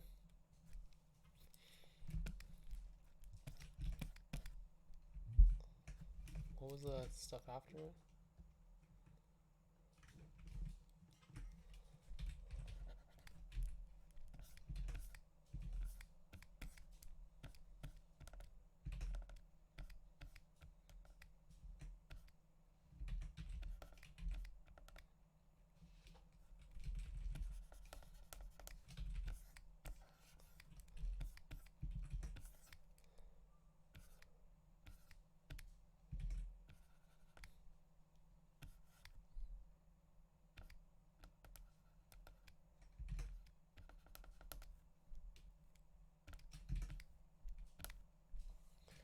Maybe it's like an eye twitch or something. Maybe she has like a twitching eye. It's not even 9 a.m. yet. Heh.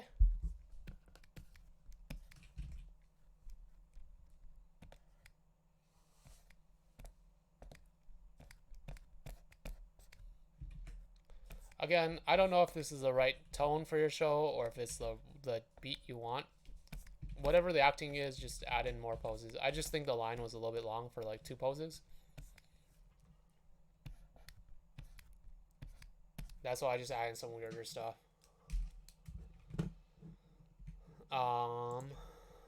Is Cindy overworking again? He's like, yeah, we have a presentation with a client today. This project entrusted me. It's my chance to prove myself. Yeah, see, like this, I think it's my chance to prove myself. Like he needs a little bit um, more emotion. It should be like, haha, yeah. We have a presentation with a client today, and she entrusted me, and then like whoop, with this project. That's good. I like that. Oh, God rays. It's my chance to prove myself. Like you need him to be like, it's my chance to prove myself. Like be determined. Have those determined eyes. So maybe that's the first pose here. And the second one is the determined pose.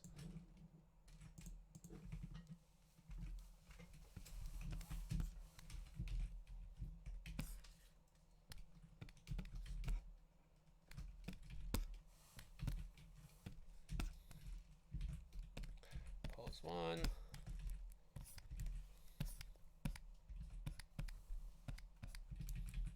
Or maybe it looks up into the distance, like.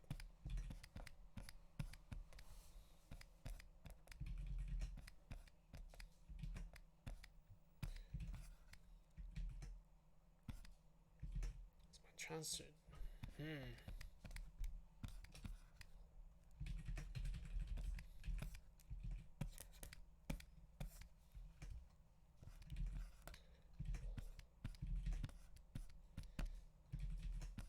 My chance to prove myself.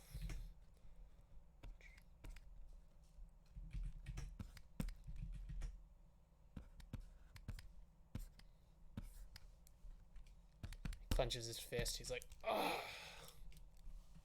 Or you can do the other version, which is also just like, it's my chance to prove myself. I must not disgrace my family. I don't know. Whatever the acting for this character is how it should, whatever his character is should match that. Like, it's my chance to prove myself.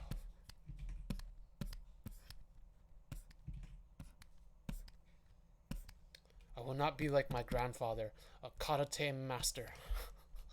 I am going to be a businessman. 2 or 2. So, does that make sense? Why it needs more poses? You just need to show more emotion, and you need to show kind of the character's state of mind and feelings. Oops, that's not it. See, that's funny. Like this, like when you added this in, that's funny. I think that's good. This is funny too. That's a great. I love that. That's really good. Great transition. Funny, funny. This is funny. I like that. Bam. This is good. Good. It's that's good. This is good too. You might just want to frame this over a little bit more. Work with me, y'all. There's a lot of open space in this area.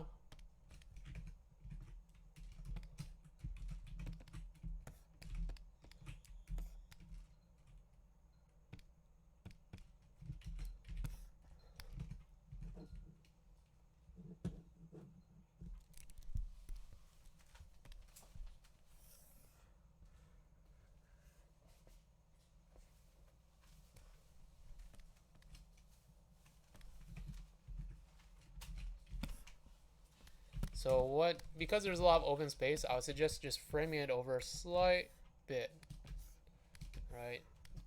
Because of all this open space, your eye kind of gets attracted there, but we don't really want that happening, so just center it more like that, especially since in the next panel, we'll see him banging more clearly on the door, because right now it's kind of off to the side. Right, so that it looks a little bit, it's more in frame, so just frame it over to the left a little bit more.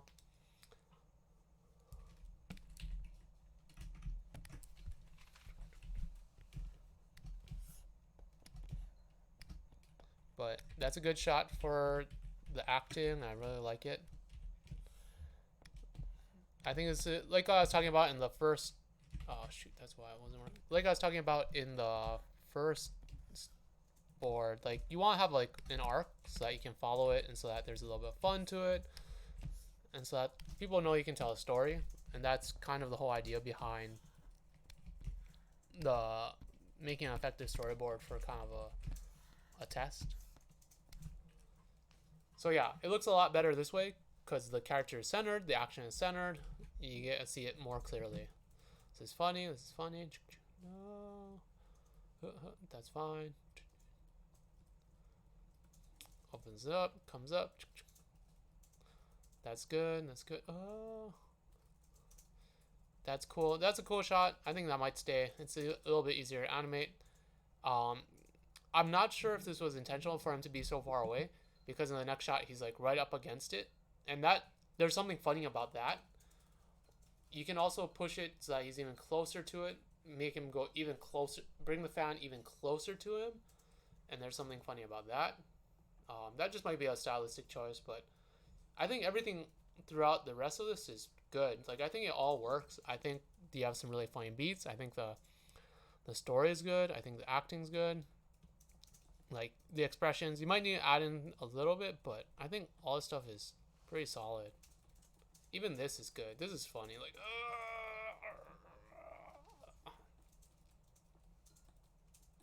yeah, good stuff. You could even have another beat where like maybe the elevator just like shoots up off screen or something, and he goes with it, you know. But overall, I think it's really good. I think it has a good story. It's funny, and other than adding a couple poses and adding some change of the framing, I think it's good. So good job. Big thumbs up energy. Big thumbs up energy. Big thumbs up. Big thumbs up. I thought I heard something over there. But yeah, so good job. I like it. I like it. I like it. G. Cool. Thank you for submitting that. Caleb C. Whoa, white knuckle. All right, I haven't seen this before, so let's go. Oh, I have seen this part. I lied. Ah, I'm such a liar. Oh, what a fancy shot. Oh, see something. Oh, gets close. Bread. The breads. Oh, bread. Yum, yum, yum. Got that framing going on. I like that. Stumbles forward. Oh, bread. Hey, you. No bread. Pushes him down. Take that. Hey. Soldiers come forward. Lift him up. You might need to add a pose of the guys walking forward, actually, here, because they kind of just teleport over. Spits on him. Ugh. Gets dragged off. Thrown into the pit. Oh, there's more. Thrown in with the cigarettes. Lights it up. He's in a well. He's Batman. He's touching her out. Wow, this is like very subtle and fancy acting.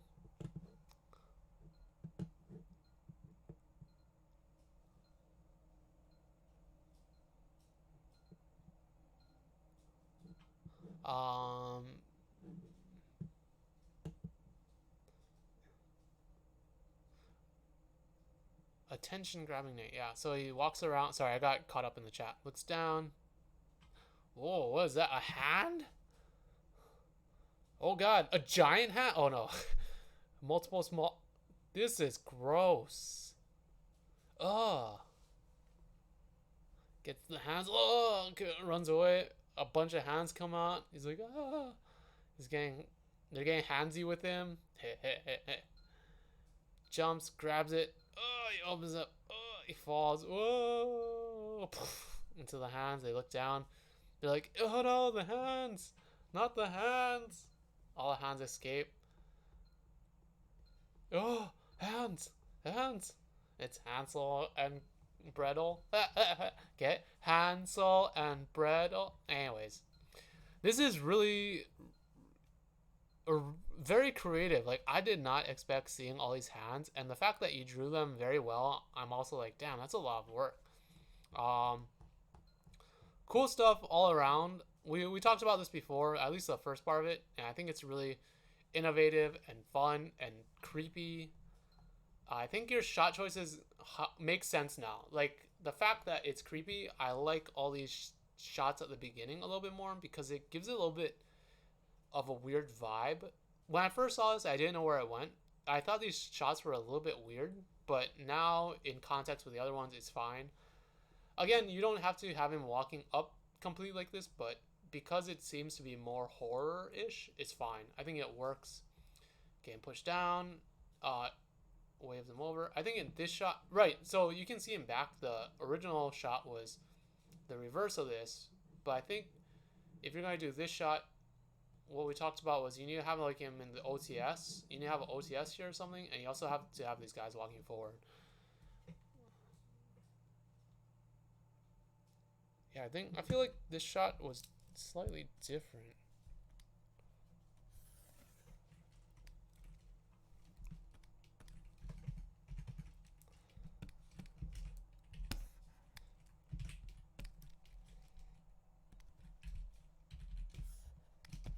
Dude, but the hands are creepy. That was creepy shit. Okay, so if you're gonna do that, that's fine. Just move it. Put him a little bit away so we know where this guy is. We need to have like a frame of reference for where this guy is waving. So OTS of this guy. Him and his beautiful long locks of hair. Oh yeah, the bread man and his hair. And then also have a pose of these guys walking forward. They need to walk forward because right now they're just stationary. So you need to have a second pose of them. So this is one. And then two would be them walking forward. Just a couple of steps. You just need a couple steps. Two. And then in this shot, oh, that's true. So then in this shot, it's fine. You can start with them picking him up already, I guess. Yeah. And then he spits on him. Lands on him, that's fine. I think that works. This works. Falls down. That also works. This is really good. I like this shot a lot. I like the usage of lighting. I like this shot too. It's kind of a... The framing is a little bit unsettling because it's so asymmetrical, but again, like I think a lot of your shots that you chose work for your story because it's creepy. Like they feel very off, but it works in your favor, and I think that's a good thing. This is good. This is a good shot. I like that. This is cool. You might want to have the... You might want to start something with more like this. I think this shot gives away too much of what it is. Like you see it's a hand and that's fine. I know that the reveal later on is it's just a hand, but maybe start a little bit tighter on him or have this be more in shadow so that when it comes down and then we see it's a hand, that's fine. So it'll be a double reveal, right? Like reveal what that weird shadow is as a hand, and then the second reveal is reveal that it's only a fucking hand. And I think you need that shot too. I think you need a shot of it being just a hand. Like I think this is fine, and then scared, but you need a shot where we see clearly it coming out of the hole and it's only a hand.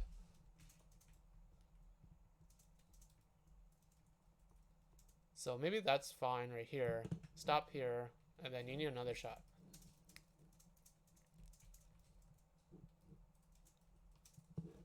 The Smash reference? That's great. This is how Smash Brothers began. Some guy thrown into a pit for hunting for bread brought about Smash. Never ask for anything ever again. So that shot is fine. Ending on that shot is fine, but you need like a shot where we clearly get the hand in frame being a fucking hand and being just a hand.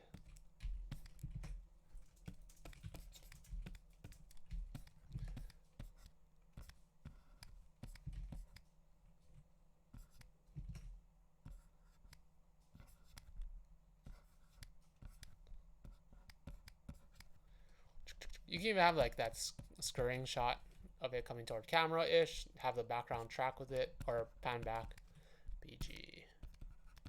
Right, but you need to have a clear shot of it just being a hand. This might not be the shot you need, or the shot that you want to choose, but you just need a clear shot of the hand. Like, it could be this shot. You just need to frame it a little bit differently. It could be this shot, right? Like, you could start a little bit tighter and then widen out. You could still start a lot tighter and then widen out, but you just need one shot where it's clearly, very, very, very clear that it's only hands, because we don't get that until this shot. And even then, it's a little bit confusing because it's like one shot removed from the reveal, and we're not close enough. Like, I think this would be a good reveal too. Like, if after he sees it, it just like runs up on his body. Like, I think that would be a creepier reveal if after he sees the hand in the hole, maybe it like jumps on his face. That would be even creepier. Make it a face hugger, just like straight to the face, or like maybe it pokes his eyes. That would be that might not be the right tone. Like, he's looking at home, he's like, he's like, oh. And then next time he tries to poke, he blocks it.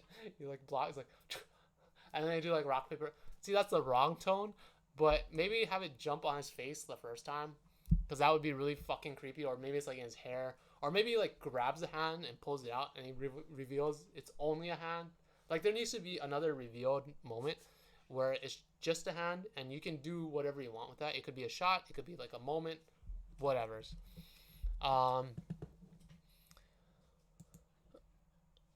The drawing style also suits. I forgot left in. I like this to let a new match mid jump up. The dude's hand being lower in frame than the just hand makes it look like just the hand is bigger than it really is. Also, holy cow, this is creepy and great. Yeah, like, I think your shot choices really emphasize the weirdness of it. Yeah, I think your usage of a light, as the other people in the comments have said, that it plays a big part, and I think that's good.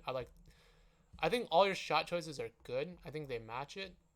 Other than just the adding in another hand, that's fine. This is a very creepy shot. Oh, look at that fisheye lens going on. Oh man, that's really creepy. That's good. That's good. Climbs up and jumps. You even get that subtle antic action. Grabs it. Oh, that's good. I like that. Oh, falls into the hands. They all come out. It'd be another weird thing if you want to do that. When they come out like that, you could make it be a hand of hands, just like a giant fist comes out of the tower, and then it breaks apart.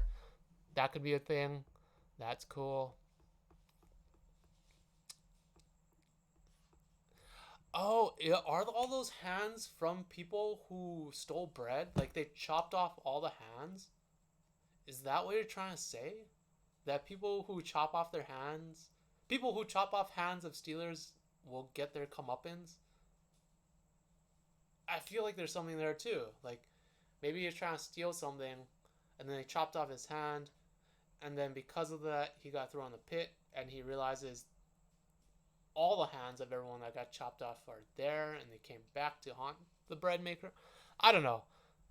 It just hit me. That's a cool ending. I like that. You could probably... Yeah, you could probably... Well, no, that's good. I think that's good. Other than the reveal of it being a hand, I think it's really good. I think it's fun. I think it's creepy. And I like your shots. So, big thumbs up energy. Disembodied big thumbs up energy. Good job. And your drawings are good. Like, they are appealing, and the lighting is really nice, and I like it. If you are going to submit this for like a test or something, try to fill in your characters so that the grid lines aren't so present. Color, like, shade in the buildings too, because if your grid lines are like too visible, it's a little bit hard to see what's going on here. So just fill in these soldier guys and whatnot, but good stuff. Hole, die hole. Caleb Carr. Okay. Tahiri B and Tahiri B again. Oh, interesting. The Bribe. Oh, man, all these, like, creepy names. Start on a town. Watching TV. Beauty. Magazine. Ooh. Ooh la la. Ooh la la. Boom, boom, boom, boom. Oh.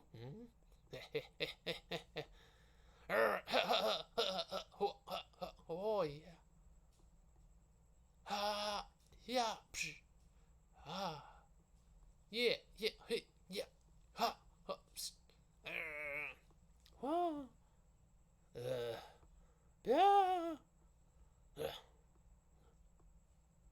Ha, karate lesson. Oh. Mm. Handshake. Poof. Dude. Okay. Before I forget, instead of doing the handshake like that, you should do like the action handshake. You know the Arnold action handshake? Just because it matches the story a little bit.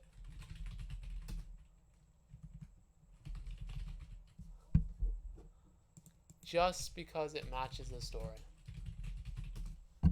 Oh, sorry, I keep hitting them. This one. This handshake. Wait, get to it. Because it's the manliest handshake ever. Ugh, yeah. That.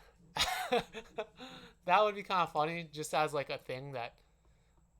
Well, maybe it wouldn't work in that situation. Consider it. Consider it. Just a consideration. That's funny. Close for. No! Oh, wait. Okay. I'm a little confused. So they both agree to do it in exchange. Handshake. And then she's in her uniform or in her dress up. And then they're laugh. She's walking down the street. They're laughing. Ha ha ha. She goes to karate and it's closed. Then more stuff. Does the second one have more stuff to it? Is it a continue? Nope, it's a different one. Okay. I think the story beats are really good. I think what you have is solid in terms of setting up the story. This feels like more of a comedy type thing, so some of the compositional stuff is fine. It's fine. You might want to add in a little bit of foreground elements here just to give it a little bit more thickness. I like that you do have a lot of depth already in this shot. You have a foreground character, a background character. You might just want to give it a little bit more in the foreground just because it feels a little bit flat.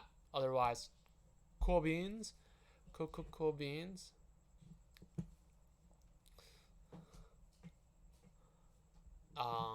And then this is good. I like all the acting. The acting is very good. Solid, like even without the dialogue, super solid, super good. I like this. That's really funny. Oh man, yeah, it's really good. You could probably cut in. Well,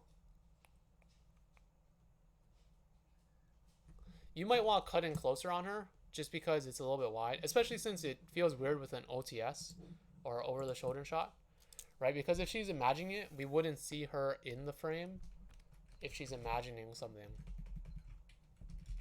Right? This would be in her mind's eye at this point. So we shouldn't see her outside of it.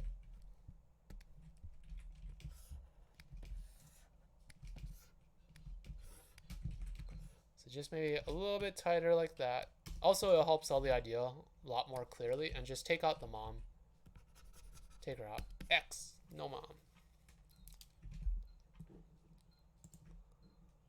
And then this is good. I like that. That's really good. This is all good. The acting is good. I like the poses that you chose. This is good too. Ha ha ha. Yeah. This is great as well. Yeah. Does it say karate lessons when it says? You could make her fighting someone, not a doll, if you want. Like you could make it real. Oh, it does say it says karate lessons here.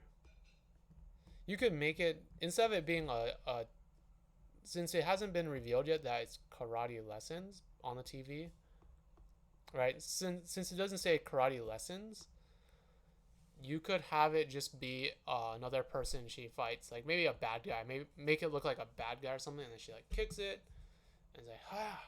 So she's like a hero in her mind's eye, right? She's not just taking karate lessons. She's going to be a martial arts hero. It's like yeah, and then Yeah, that's good. That's good. I like that shot a lot too. Yeah. Oh, yeah. I like how she turns around, faces the camera, throws it away.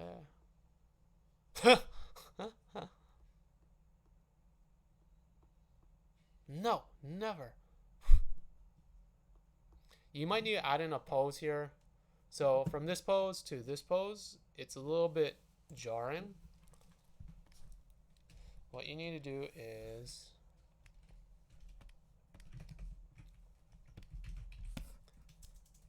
so if it's this pose, right? And then this pose.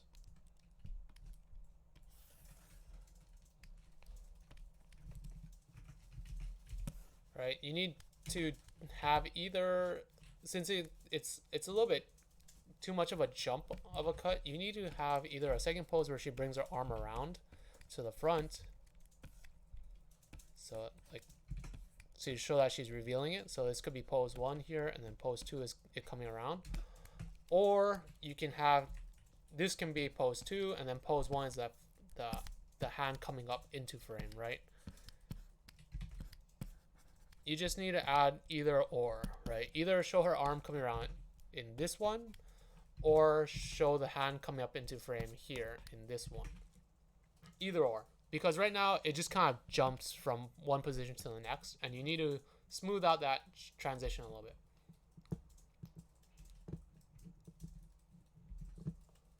But that's good. I think that's good. Oh, yeah, me. I think this handshake works too. It's a cool shot. There's nothing wrong with it. I was kind of just joking about the other handshake, but this one works. And then the transition to this is great. I think that's really funny. I guess my only confusion is why is she so did she go to the did she already compete in the pageant? And then also it feels a little bit weird because she wouldn't have her gi unless she already went to the karate lesson, right? Or maybe she would have her gi. I feel like there's like something off. Like if she's already dolled up, that's fine. Maybe have her in the full pageantry clothes, and then she like rips it off after the guys tease her. So she's walking down the street, that's fine. They laugh at her, that's fine. And then at this point have her be like run away and then like rip off her clothes to show that she's in her karate uniform. She's like, yeah, let's do karate. Yeah, maybe save it for this part where she's like, oh, karate, like rips off her clothes, and then she runs up to it, and then she's like, no, out for business, and then that's the end. And then the mom holds up something else. I think the story beats are all there. It's just and I think the acting is really good. It just might be like that one beat of her like making it very clear, because right now it's kind of two different ideas smashed into one. Like I don't think she should have her gi on in this shot because it gets a little bit confusing. She should be in like her pageantry outfit or whatever, unless it's specifically about the hair. Then if it's specifically about the hair, have the mom like touch the hair or something in this shot. Have her like pat it or like whoop, whoop. Okay, so yeah, Tahir says the mom wanted her to have a cute haircut and they're going to dojo. Yeah, so if that's the case, then the mom should be like doting on the hair a bit, like oh, and like touching it and fluffing it up a little bit and be like, and then like pinching her cheek or something, like oh, you're so cute, whatever. And then they're walking down the street, and then at some point she should like bat away the mom's hands and then like rip off her gi, and then she's like, yeah, it's karate time. Sweep the leg, Johnny. Sweep the leg. And then that's good. You know?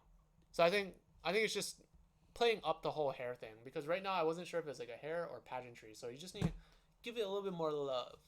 But other than that, I think it's great. I think it's really, really good. I think all the beats are there. I think the acting's good. Yeah. Super good. Oh, wait. Cancel that. You had a second one called Little Boy. Let's take a look at that really quickly. Wait, it's 9:40. We'll if we have time at the end, I'll allocate our second board. But for now, we're gonna go on to the next one, just because we're running a little bit late. Oh, it's the library one. So, book drop. Library pans down. He looks at his watch, Close it, turns aside, goes away. Looks up. Oh, cool. Panning rotate of the library. Sick. So sick. Oh, yeah. It comes back to me and walks off. Really happy. Stamping books. Overdue. Oh, nice. Oh, look at that title card. Very nice. Nice. Puts books on the shelves. Walking by. Closed. Trucks out. Will return at 8 o'clock. Interesting. Okay. Dictionary of Dragons. Oh, nice. There you go. That makes sense. Okay. That is cool. Boom. Trucking on the clock. No.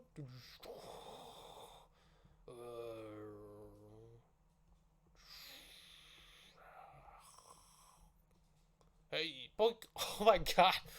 He pokes in the eye. Hey, wow.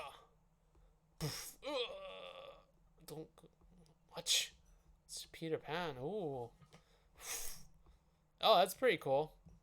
I think there's more to it.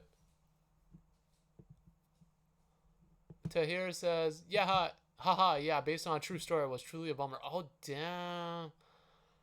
Wow, that is... I'm sorry. I hope you were able to get your karate lessons in at some point. Okay, so we have gone... I went over this once before, and I think you implemented a lot of the stuff I was talking about, and there's a lot of good things in here that I like. Man, why does this not scroll up? There you go. So this is good. This is good. You might want to add something right here because the composition is a little bit empty right there. So just add in a little bit. Maybe move in the tree a little bit and that'll be fine. This is good. Pans down to the library. Checks his watch. Closed. I don't think you need to... No, you do need the watch shot because everything's about the time in this. This is cool. I'm not sure if this is a part of the same shot. If it is, that's fine. Just make sure it's very clear that it's all part of the same shot where it pans and rotates. If it's two separate shots, then I would suggest cutting this one because it's just a repeat of this one. It just doesn't tell us anymore. So if these are the same shot, if these panels that I'm clicking through are all the same shot, that's fine. If it isn't, then cut this panel and go straight to this shot. Walks away. Stamping books. Cool. Overdue. Knocks away.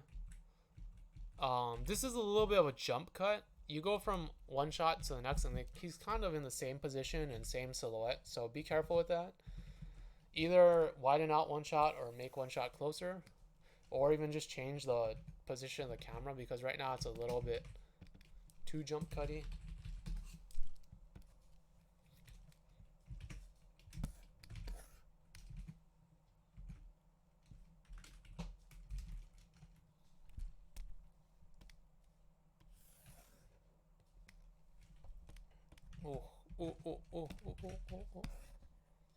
So do you guys see what I mean by it being like a jump, kind of like too much of a jump cut where it's the character's in the same position basically,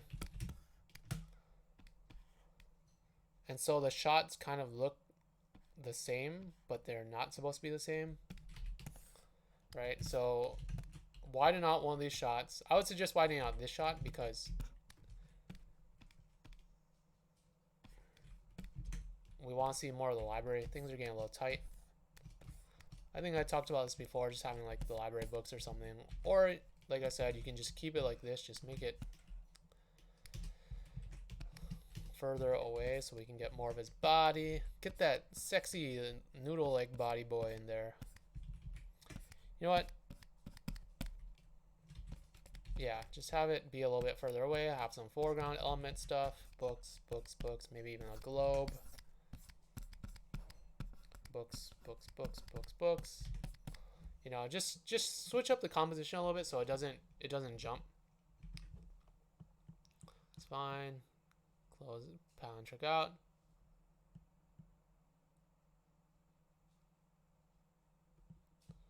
Looks down, looks over it. Okay, this is a weird cut, and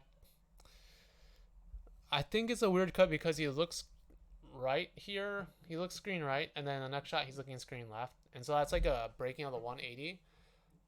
To make this shot work, you have to have him looking directly straight up. He has to be looking straight up. Oh no, yeah.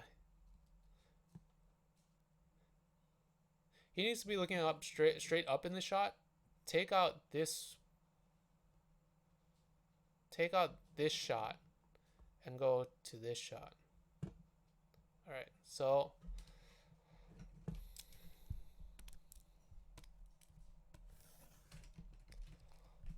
I'll copy. It'll be this shot. Looks down.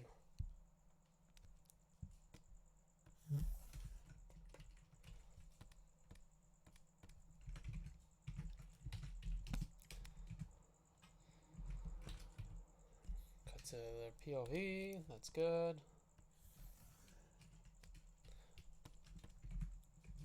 You guys having a good time?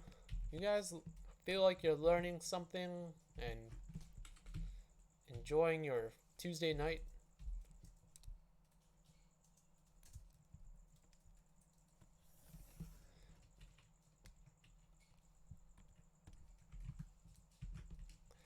And then, if you want, you can go to this shot, or you can go to this shot, right?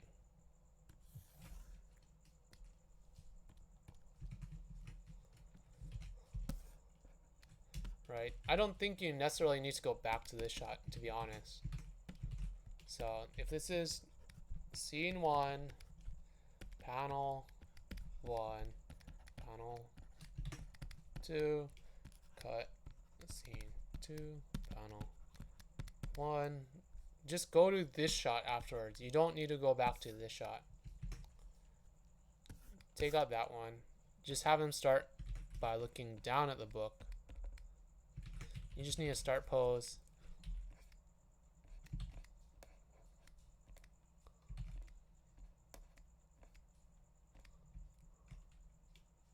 Pose 1, and then he looks up. Pose 2. Okay, good. Good. I'm glad you guys are learning something. That's good. Yeah, the reason why you don't need the shot is because it doesn't tell us anything new. We just see him looking over at something, and that confuses the 180. If you go to a shot where it's neutral, like straight on, or they're not looking left to right, or even if you separate it with like a close-up or something like that, you can kind of break the left to right screen direction that you normally have to keep. So because we go from this to this, it works. It allows us the 180 to work. But by going back to this and having him look right and then look left, that doesn't work. That's why we just cut that shot.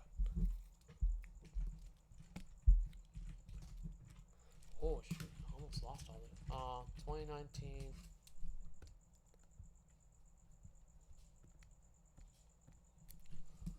Oh, 821, I think. Movement stream, episode 20. Notes. Okay, so that's fine. Flipping through the book, looks up, overnight return. Oh no, ding. I think you need to start tighter on this, to be honest. It seems a little bit, there's a lot of empty space here that nothing is happening, so I think starting tighter would be nice. This shot is a little bit confusing because he's facing right here, and then all of a sudden he's facing left. He's not even facing at the guys, so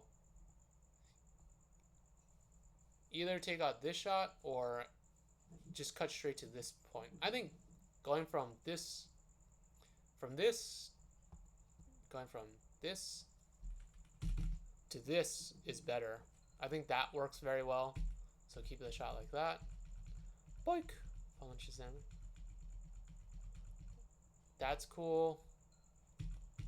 I think that's very cool.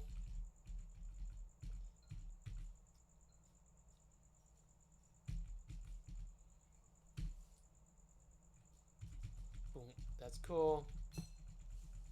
And yeah, All this stuff is good. I think you just need to cut closer on the book drop and take out that other shot. Cut closer here, so it's just basically the book drop, and you slowly widen out to give it some energy. And this is fine. Just take out this panel, this one right here. Take that one out and just cut straight to that. That'll be fine. Otherwise, really good stuff. It looks good. I think your compositions are good, and I think there's the makings of a good story here. I'd like to see where it goes. Otherwise, good stuff. Do you have any questions or were confused by anything or anything you want me to go over again?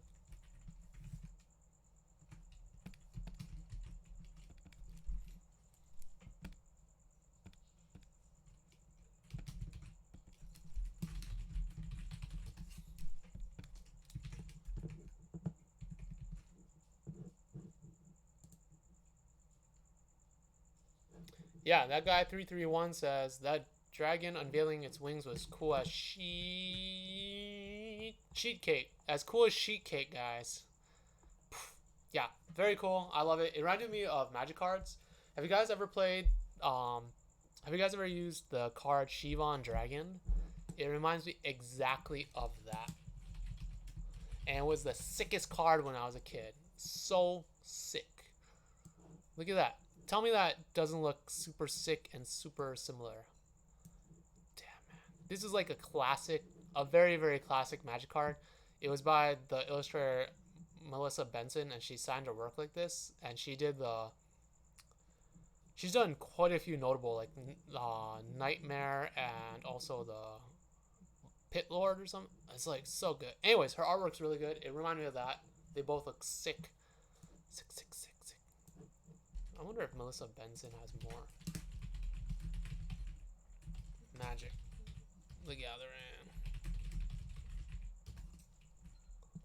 Yeah, she did all these like super sick drawing. Look at that. That is so sick. Where was the other one that was oh man, look at that. Look at that. At Cat Warriors, you guys want some furries? I got you. You want some mermaids? I got you. She's like the progenitor of all these like internet memes now. Now that I think about it, like not only did she did furries, she did merfolk, she's done flaming stallions. This is sick as heck. Where was the other one? There was one more where it was like a death pit monster. Oh shit, what was it called? Look, she even did centaurs, dude. She's got all and Pegasuses, Pegapods. Damn man, she's so good. Look, Wendigo, or Wittigo. Dude, she's like so sick. Her artwork is so good. Anyways, I just want to bring that up real quickly. Okay, yeah, good stuff. Keep going with it. I'm very curious to see where it goes. Let's look at Aiden's monster fight. Oh yeah, so we talked about this one before. Lord of the Pit. Yes, thank you, Chelsea. I was gonna say Chad Wilson. That card was also good. Let's just put up real quickly. Don't mob me. You guys keep doing your business. I'm gonna look at this sick Magic card. Oh my god. Look at this. Look at that. Is that her? I think it is. No, it's someone different. Damn it. I lied. I thought it was her. I could have sworn it was her.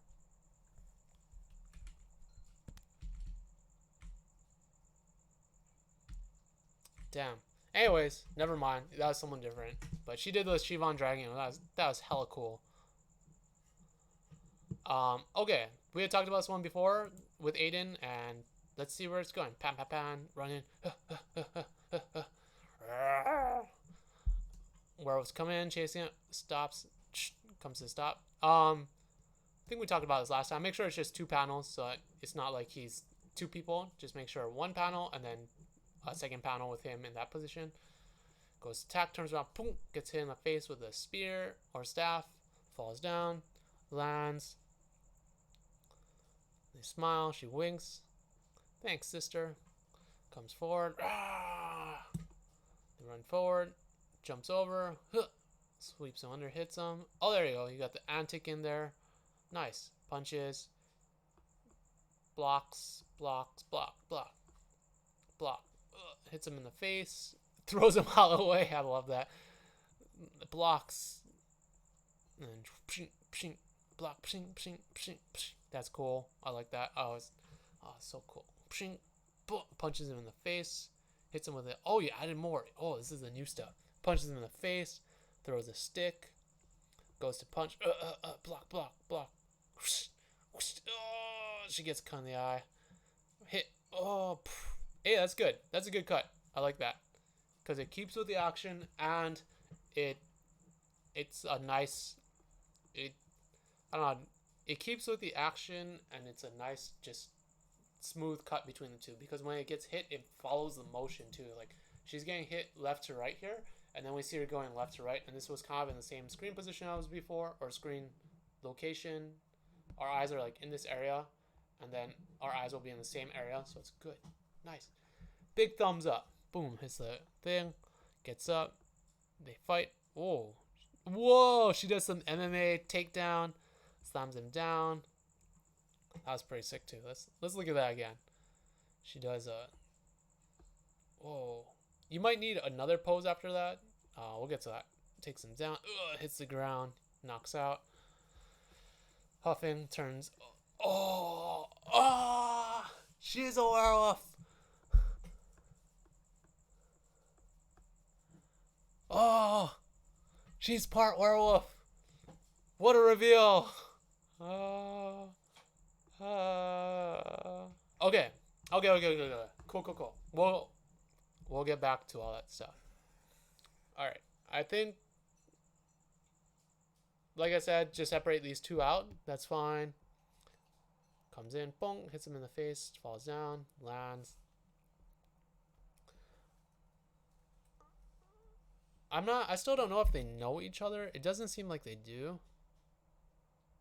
But looking at it now, there are a couple of shots where I'm like, not quite sure what's happening. And maybe you need to add in some dialogue like, hey, don't worry. Because they're just looking at each other for a couple of panels. So like, she stands up, and then we cut to him, and then we cut to a wide, and then we cut back to her, and she smiles, and then he smiles. I think this can be done quicker. She could just wink after she stands up, and then cut to his reaction, being like, okay, that's cool, and then cut to...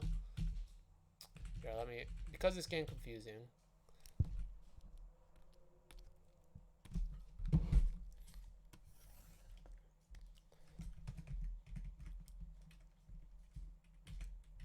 So that...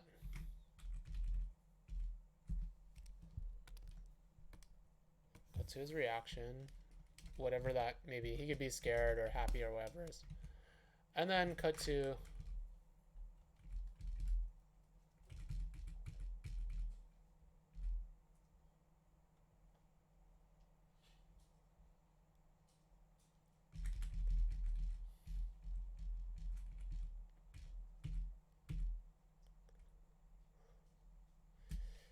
I remember why I gave you... I don't remember why I gave you that first note about having the two of them here, right?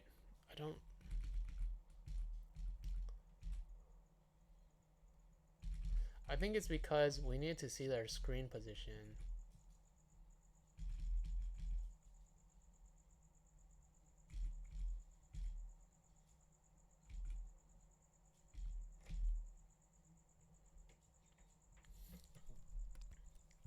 I think we can just go to this shot.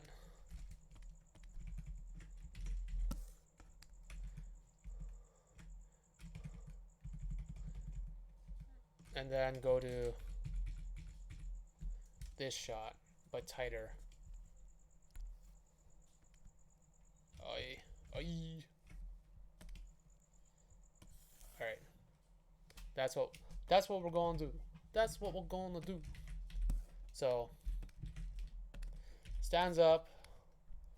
So this is scene 1, scene 2, scene 3, scene 4. So she stands up, winks. He smiles or whatever he does. Thank you, lady. I love you. And then scene 3, they kind of stand off at each other. And then, so this is pose 1. they should both look over for pose 2 because they hear something, right? They're like, oh, what is that? So pose 2, they look over.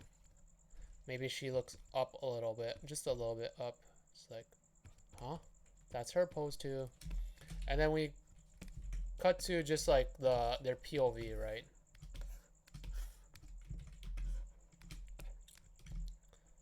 Something like a little bit tighter like that. And then you can widen out to a wider shot if you want.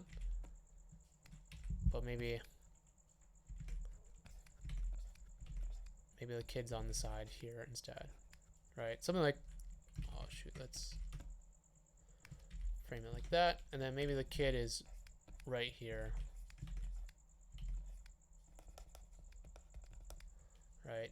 And then maybe you could move the lady off to the side a little bit more, just so that their silhouettes aren't too much in the same spot.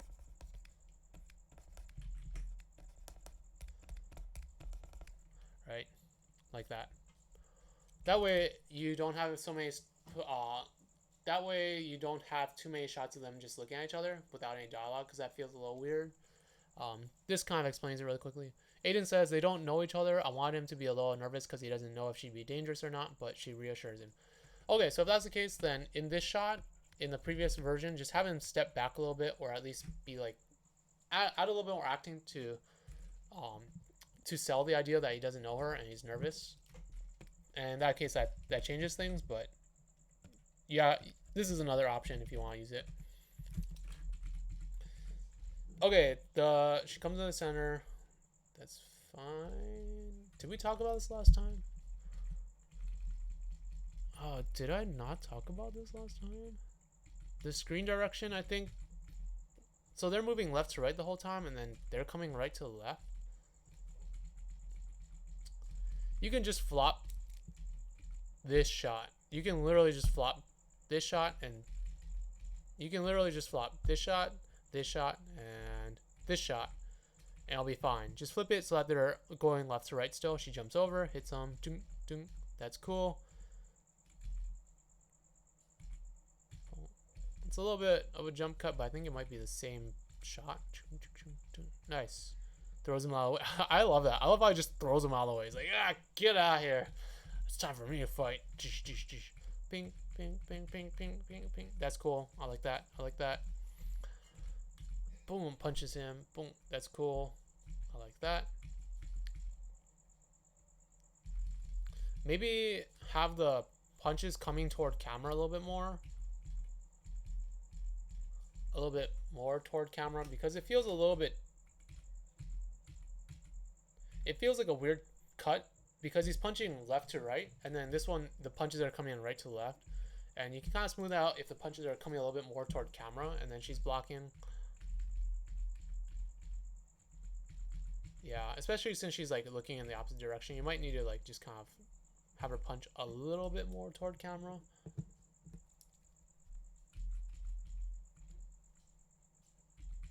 Either that or flop this shot. This could just be flop too.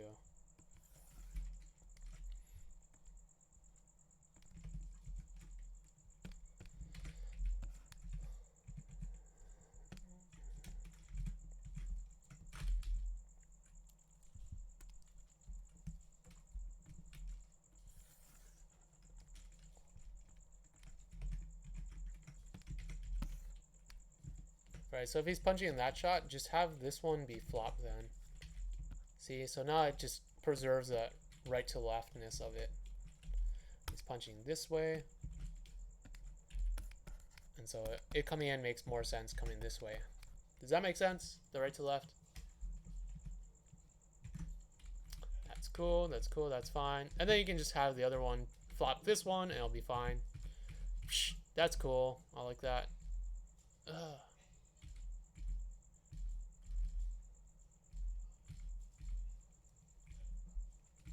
Boom. That's a cool shot. I like that.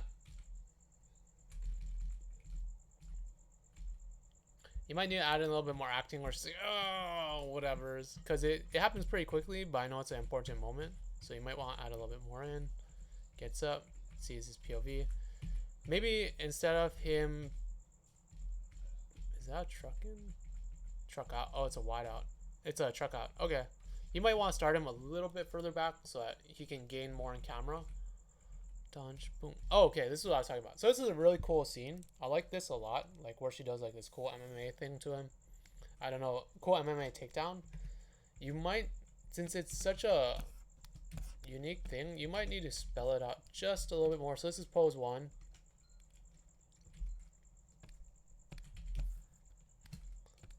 For pose 2, you just might need to have her wrap her legs around him more completely, because I don't really understand what's happening from this shot to this shot.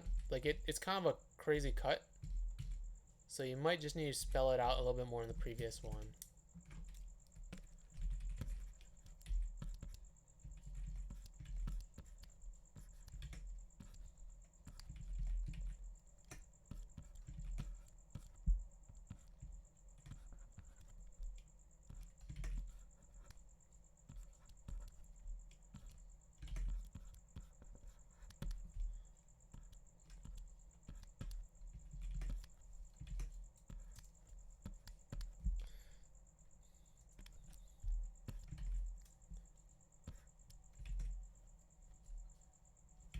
How does that work?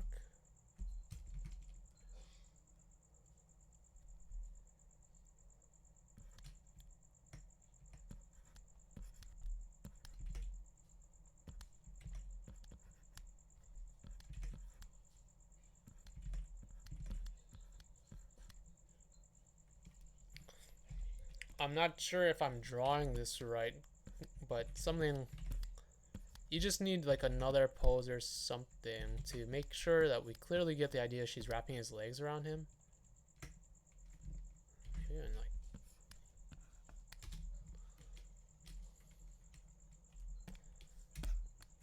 yeah, you might need that, and then like maybe even one more after it.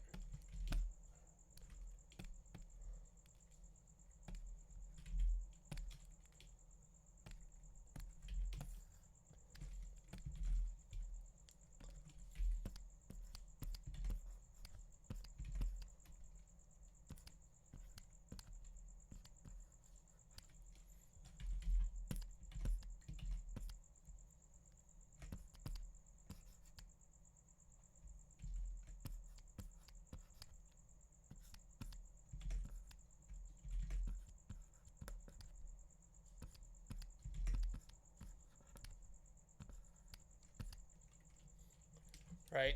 Something like that, so that when we get to this shot, it makes sense. Because right now it's a little bit confusing between the previous one and this one. It also helps smooth out that cut like you did with the other one. So that's that. Like that. Right, so that, this, going from this shot here, going from this shot here to this now makes a little bit more sense.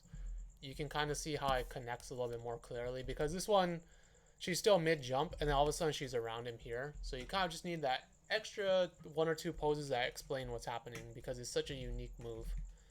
Otherwise, it's really cool. I didn't expect that. Boom, when he hits the ground, you might need one more pose of his head like falling out to make sure he's knocked out. I couldn't, since, like I said, since it's such a unique move, you kind of need to spell it out a little bit to make sure people know that that guy is knocked out. He is KO.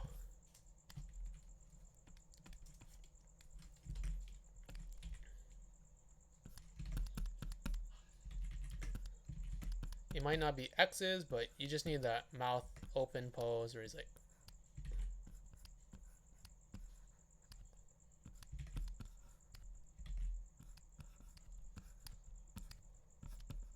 right?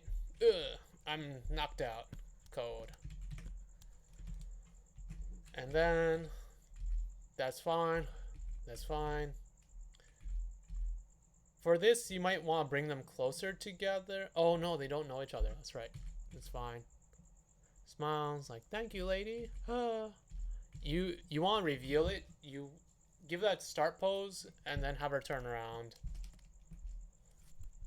I know you drew the arrow in there, but just give it that extra little bit. Give us that reveal. Give us that baby cow. Give us that reveal.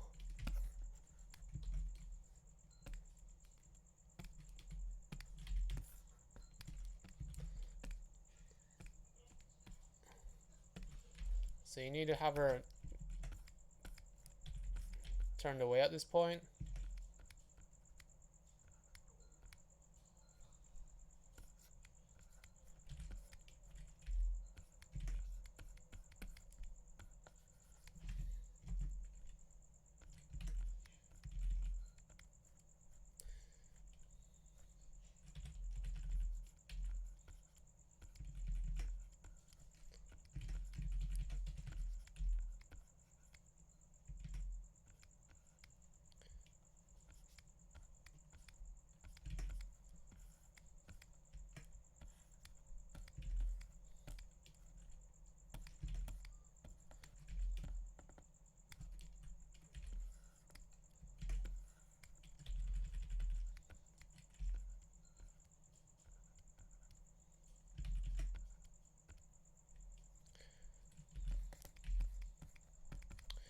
Breathing hard. So you need that first pose and then have her turn around.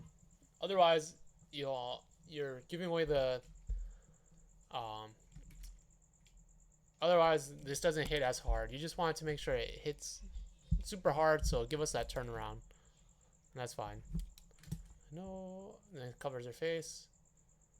We need a reaction shot from the kid first before he brings in the water canister. We need him to be scared and then maybe have her turn away, because we need the kid to feel like it's bad, and then her turn away, and then the water canister come in, and it's like, oh, they don't hate each other.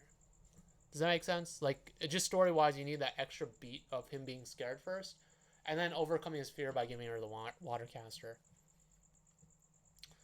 But otherwise, it's looking good. I think you have some really cool fighting in here. You might need to add some more poses here and there just to smooth it out, but it's cool. It's coming along. It's coming along. Very nice. Very, very cool.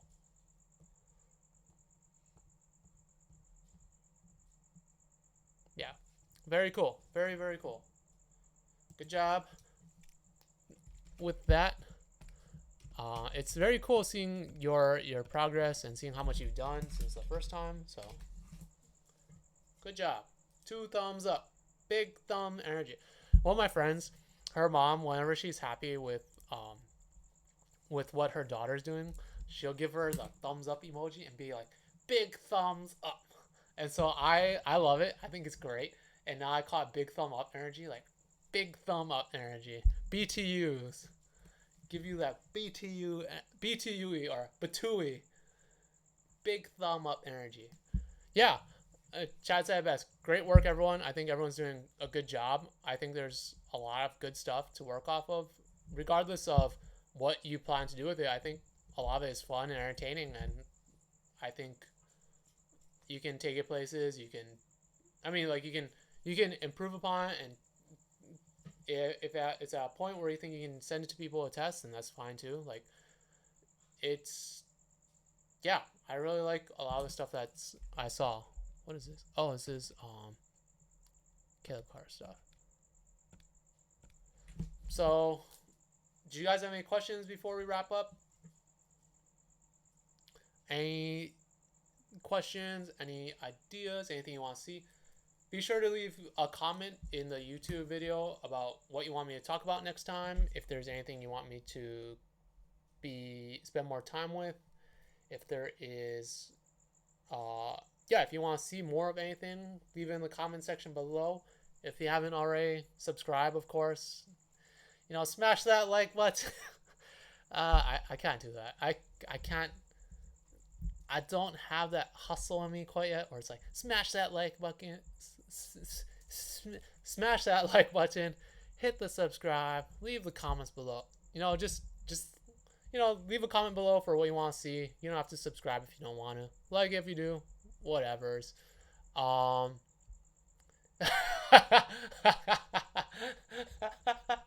know what? You're right, Rebecca. I need a better attitude about this. Give me a second. Alright, guys. You know what to do. Smash that subscribe button. Hit that bell icon if you want notifications. Leave your comments below and hit that BTUE energy. Big thumbs up energy. And you know what? One more joke before we leave. Smash that like bucket. Oh, okay. Oh, wow. Couple questions. First, G2 Alex says, "Can I get tests from studio?" You need to go to the studio themselves. A lot of times they'll have it on their website, and sometimes you have to apply through the website first, and then they'll give you a test. Sometimes they will give the test first, and then you apply through the website. Each studio is different. Go to the Animation Guild website. They have a resource for all of that. That's tag 839 or the Animation Guild 839. There's a lot of resources there. TAG. It is the union, the Animation Guild union. They help protect us from the corporations.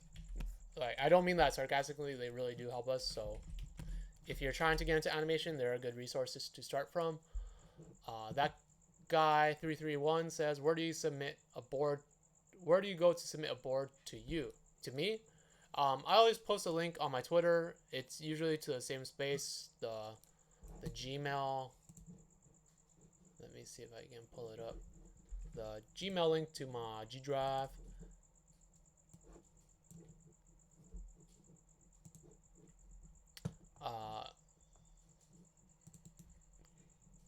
Shareable link. Here is the direct link to it.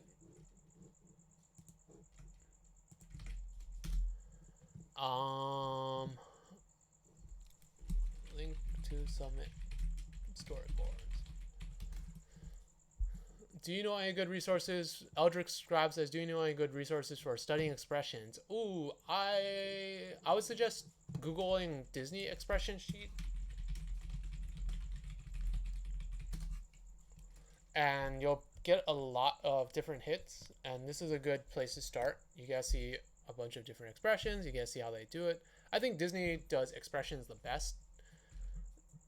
There are definitely different styles. Like, this isn't Disney, but I think Disney has a good amount of resources, and it's a good place to start from because they convey emotion very, very well.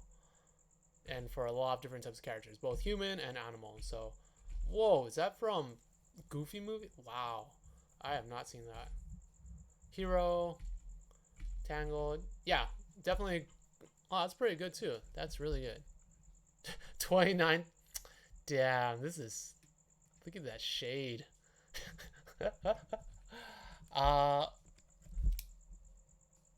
And then Caleb Carr says, "You talked about tailoring your portfolio. Do you make like separate websites for each portfolio? Do you usually get a chance to directly upload your boards in that order that you choose?" So,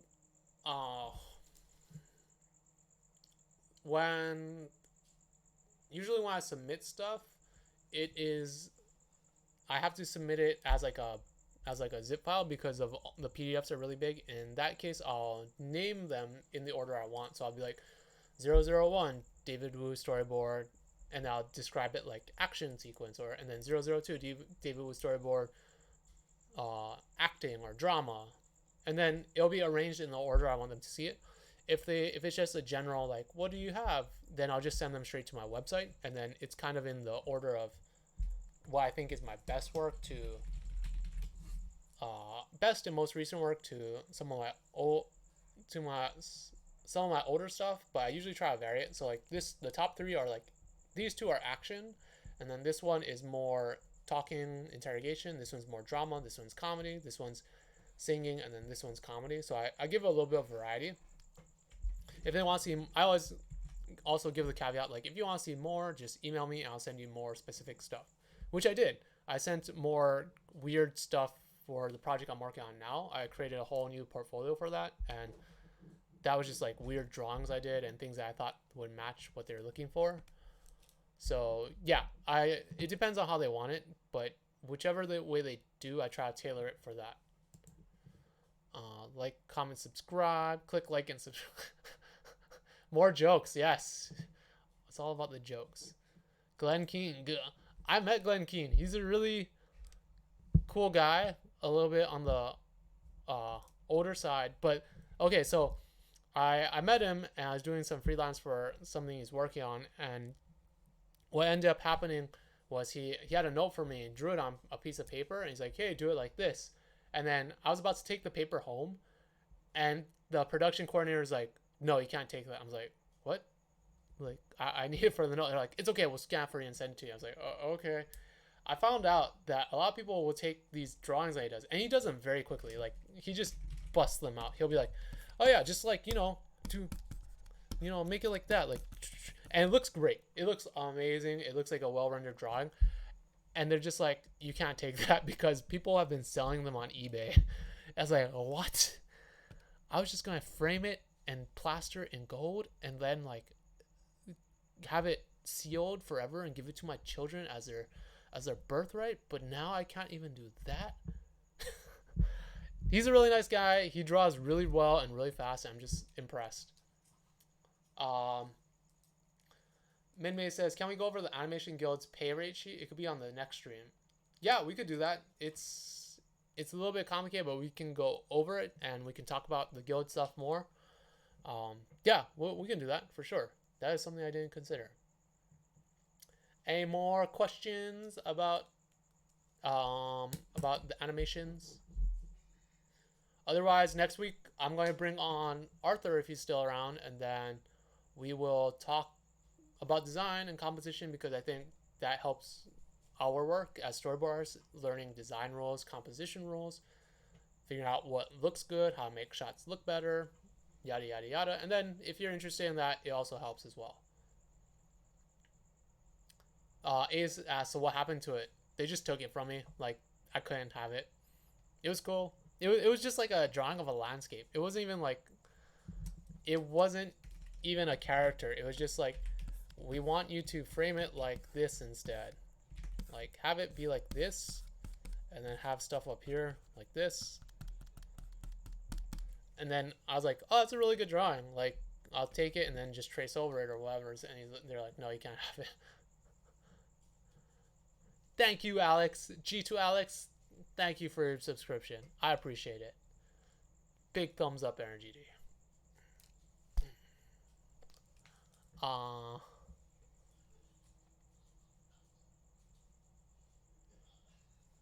Gem asks, are you not doing feedbacks next week?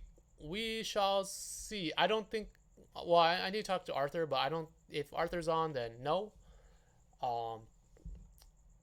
Yeah, it was just. Yeah, maybe not next week. Check back with me on Tuesday, and you'll find out on my Twitter or Instagram. As always, you can find my stuff at twitter.com/dwooman_art or at instagram.com/dwooman_art. Both will have information about that. I need to talk to Arthur first, and yeah. B2A. Yeah, I feel like we're starting to generate a small vocabulary. There's thick, and then there's batui, and then there's lasagna. There's another one. Damn it. Well, we'll make more. Don't worry. We got a lot of time. Come on back, you hear? Alright, let's finish off with a joke, and we'll call it a night. Okay, what makes a baby go up and down and loop-de-loop? What makes a baby go up and down and loop-de-loop? And there's a nice, beautiful drawing again. These drawings are so fun. Can you guys see that? There's a little baby here. Zoom in. Focus.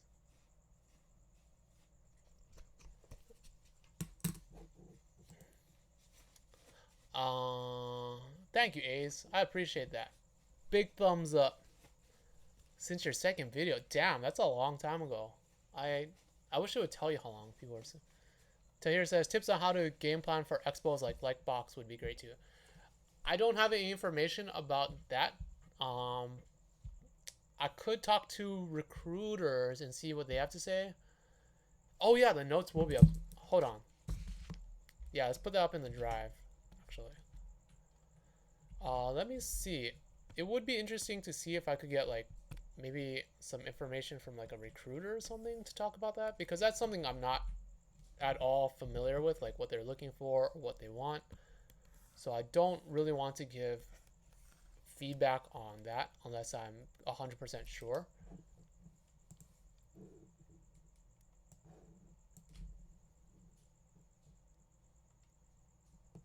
Oh, it is stream 20. Look at that.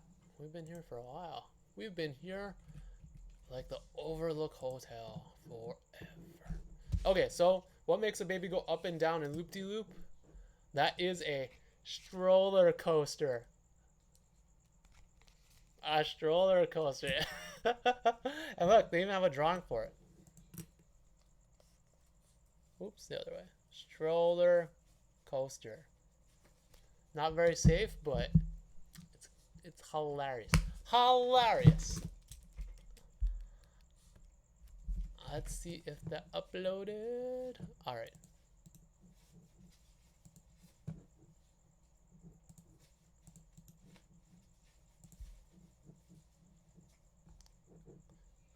Get me that. Oh, my mouse is like acting up. Something happened to my mouse. I left for like one weekend, 1 week, and then all of a sudden my mouse explodes into a ball of sheet cake. Into a ball of sheet cake. Okay, here's the link to the notes. Link to the notes. Down low. A stroller coat. Whoa, you did get it, Caleb. Whoa. Whoa. I'm impressed. Very, very impressed. Maybe you know some. Maybe you know some jokes I don't know. Damn. Okay. Beauty. Yes. I'm so jazzed about that. Okay, guys. Thanks for coming out. As always, I really appreciate it. Keep up with the good work, and I'll see you guys next week. Take care.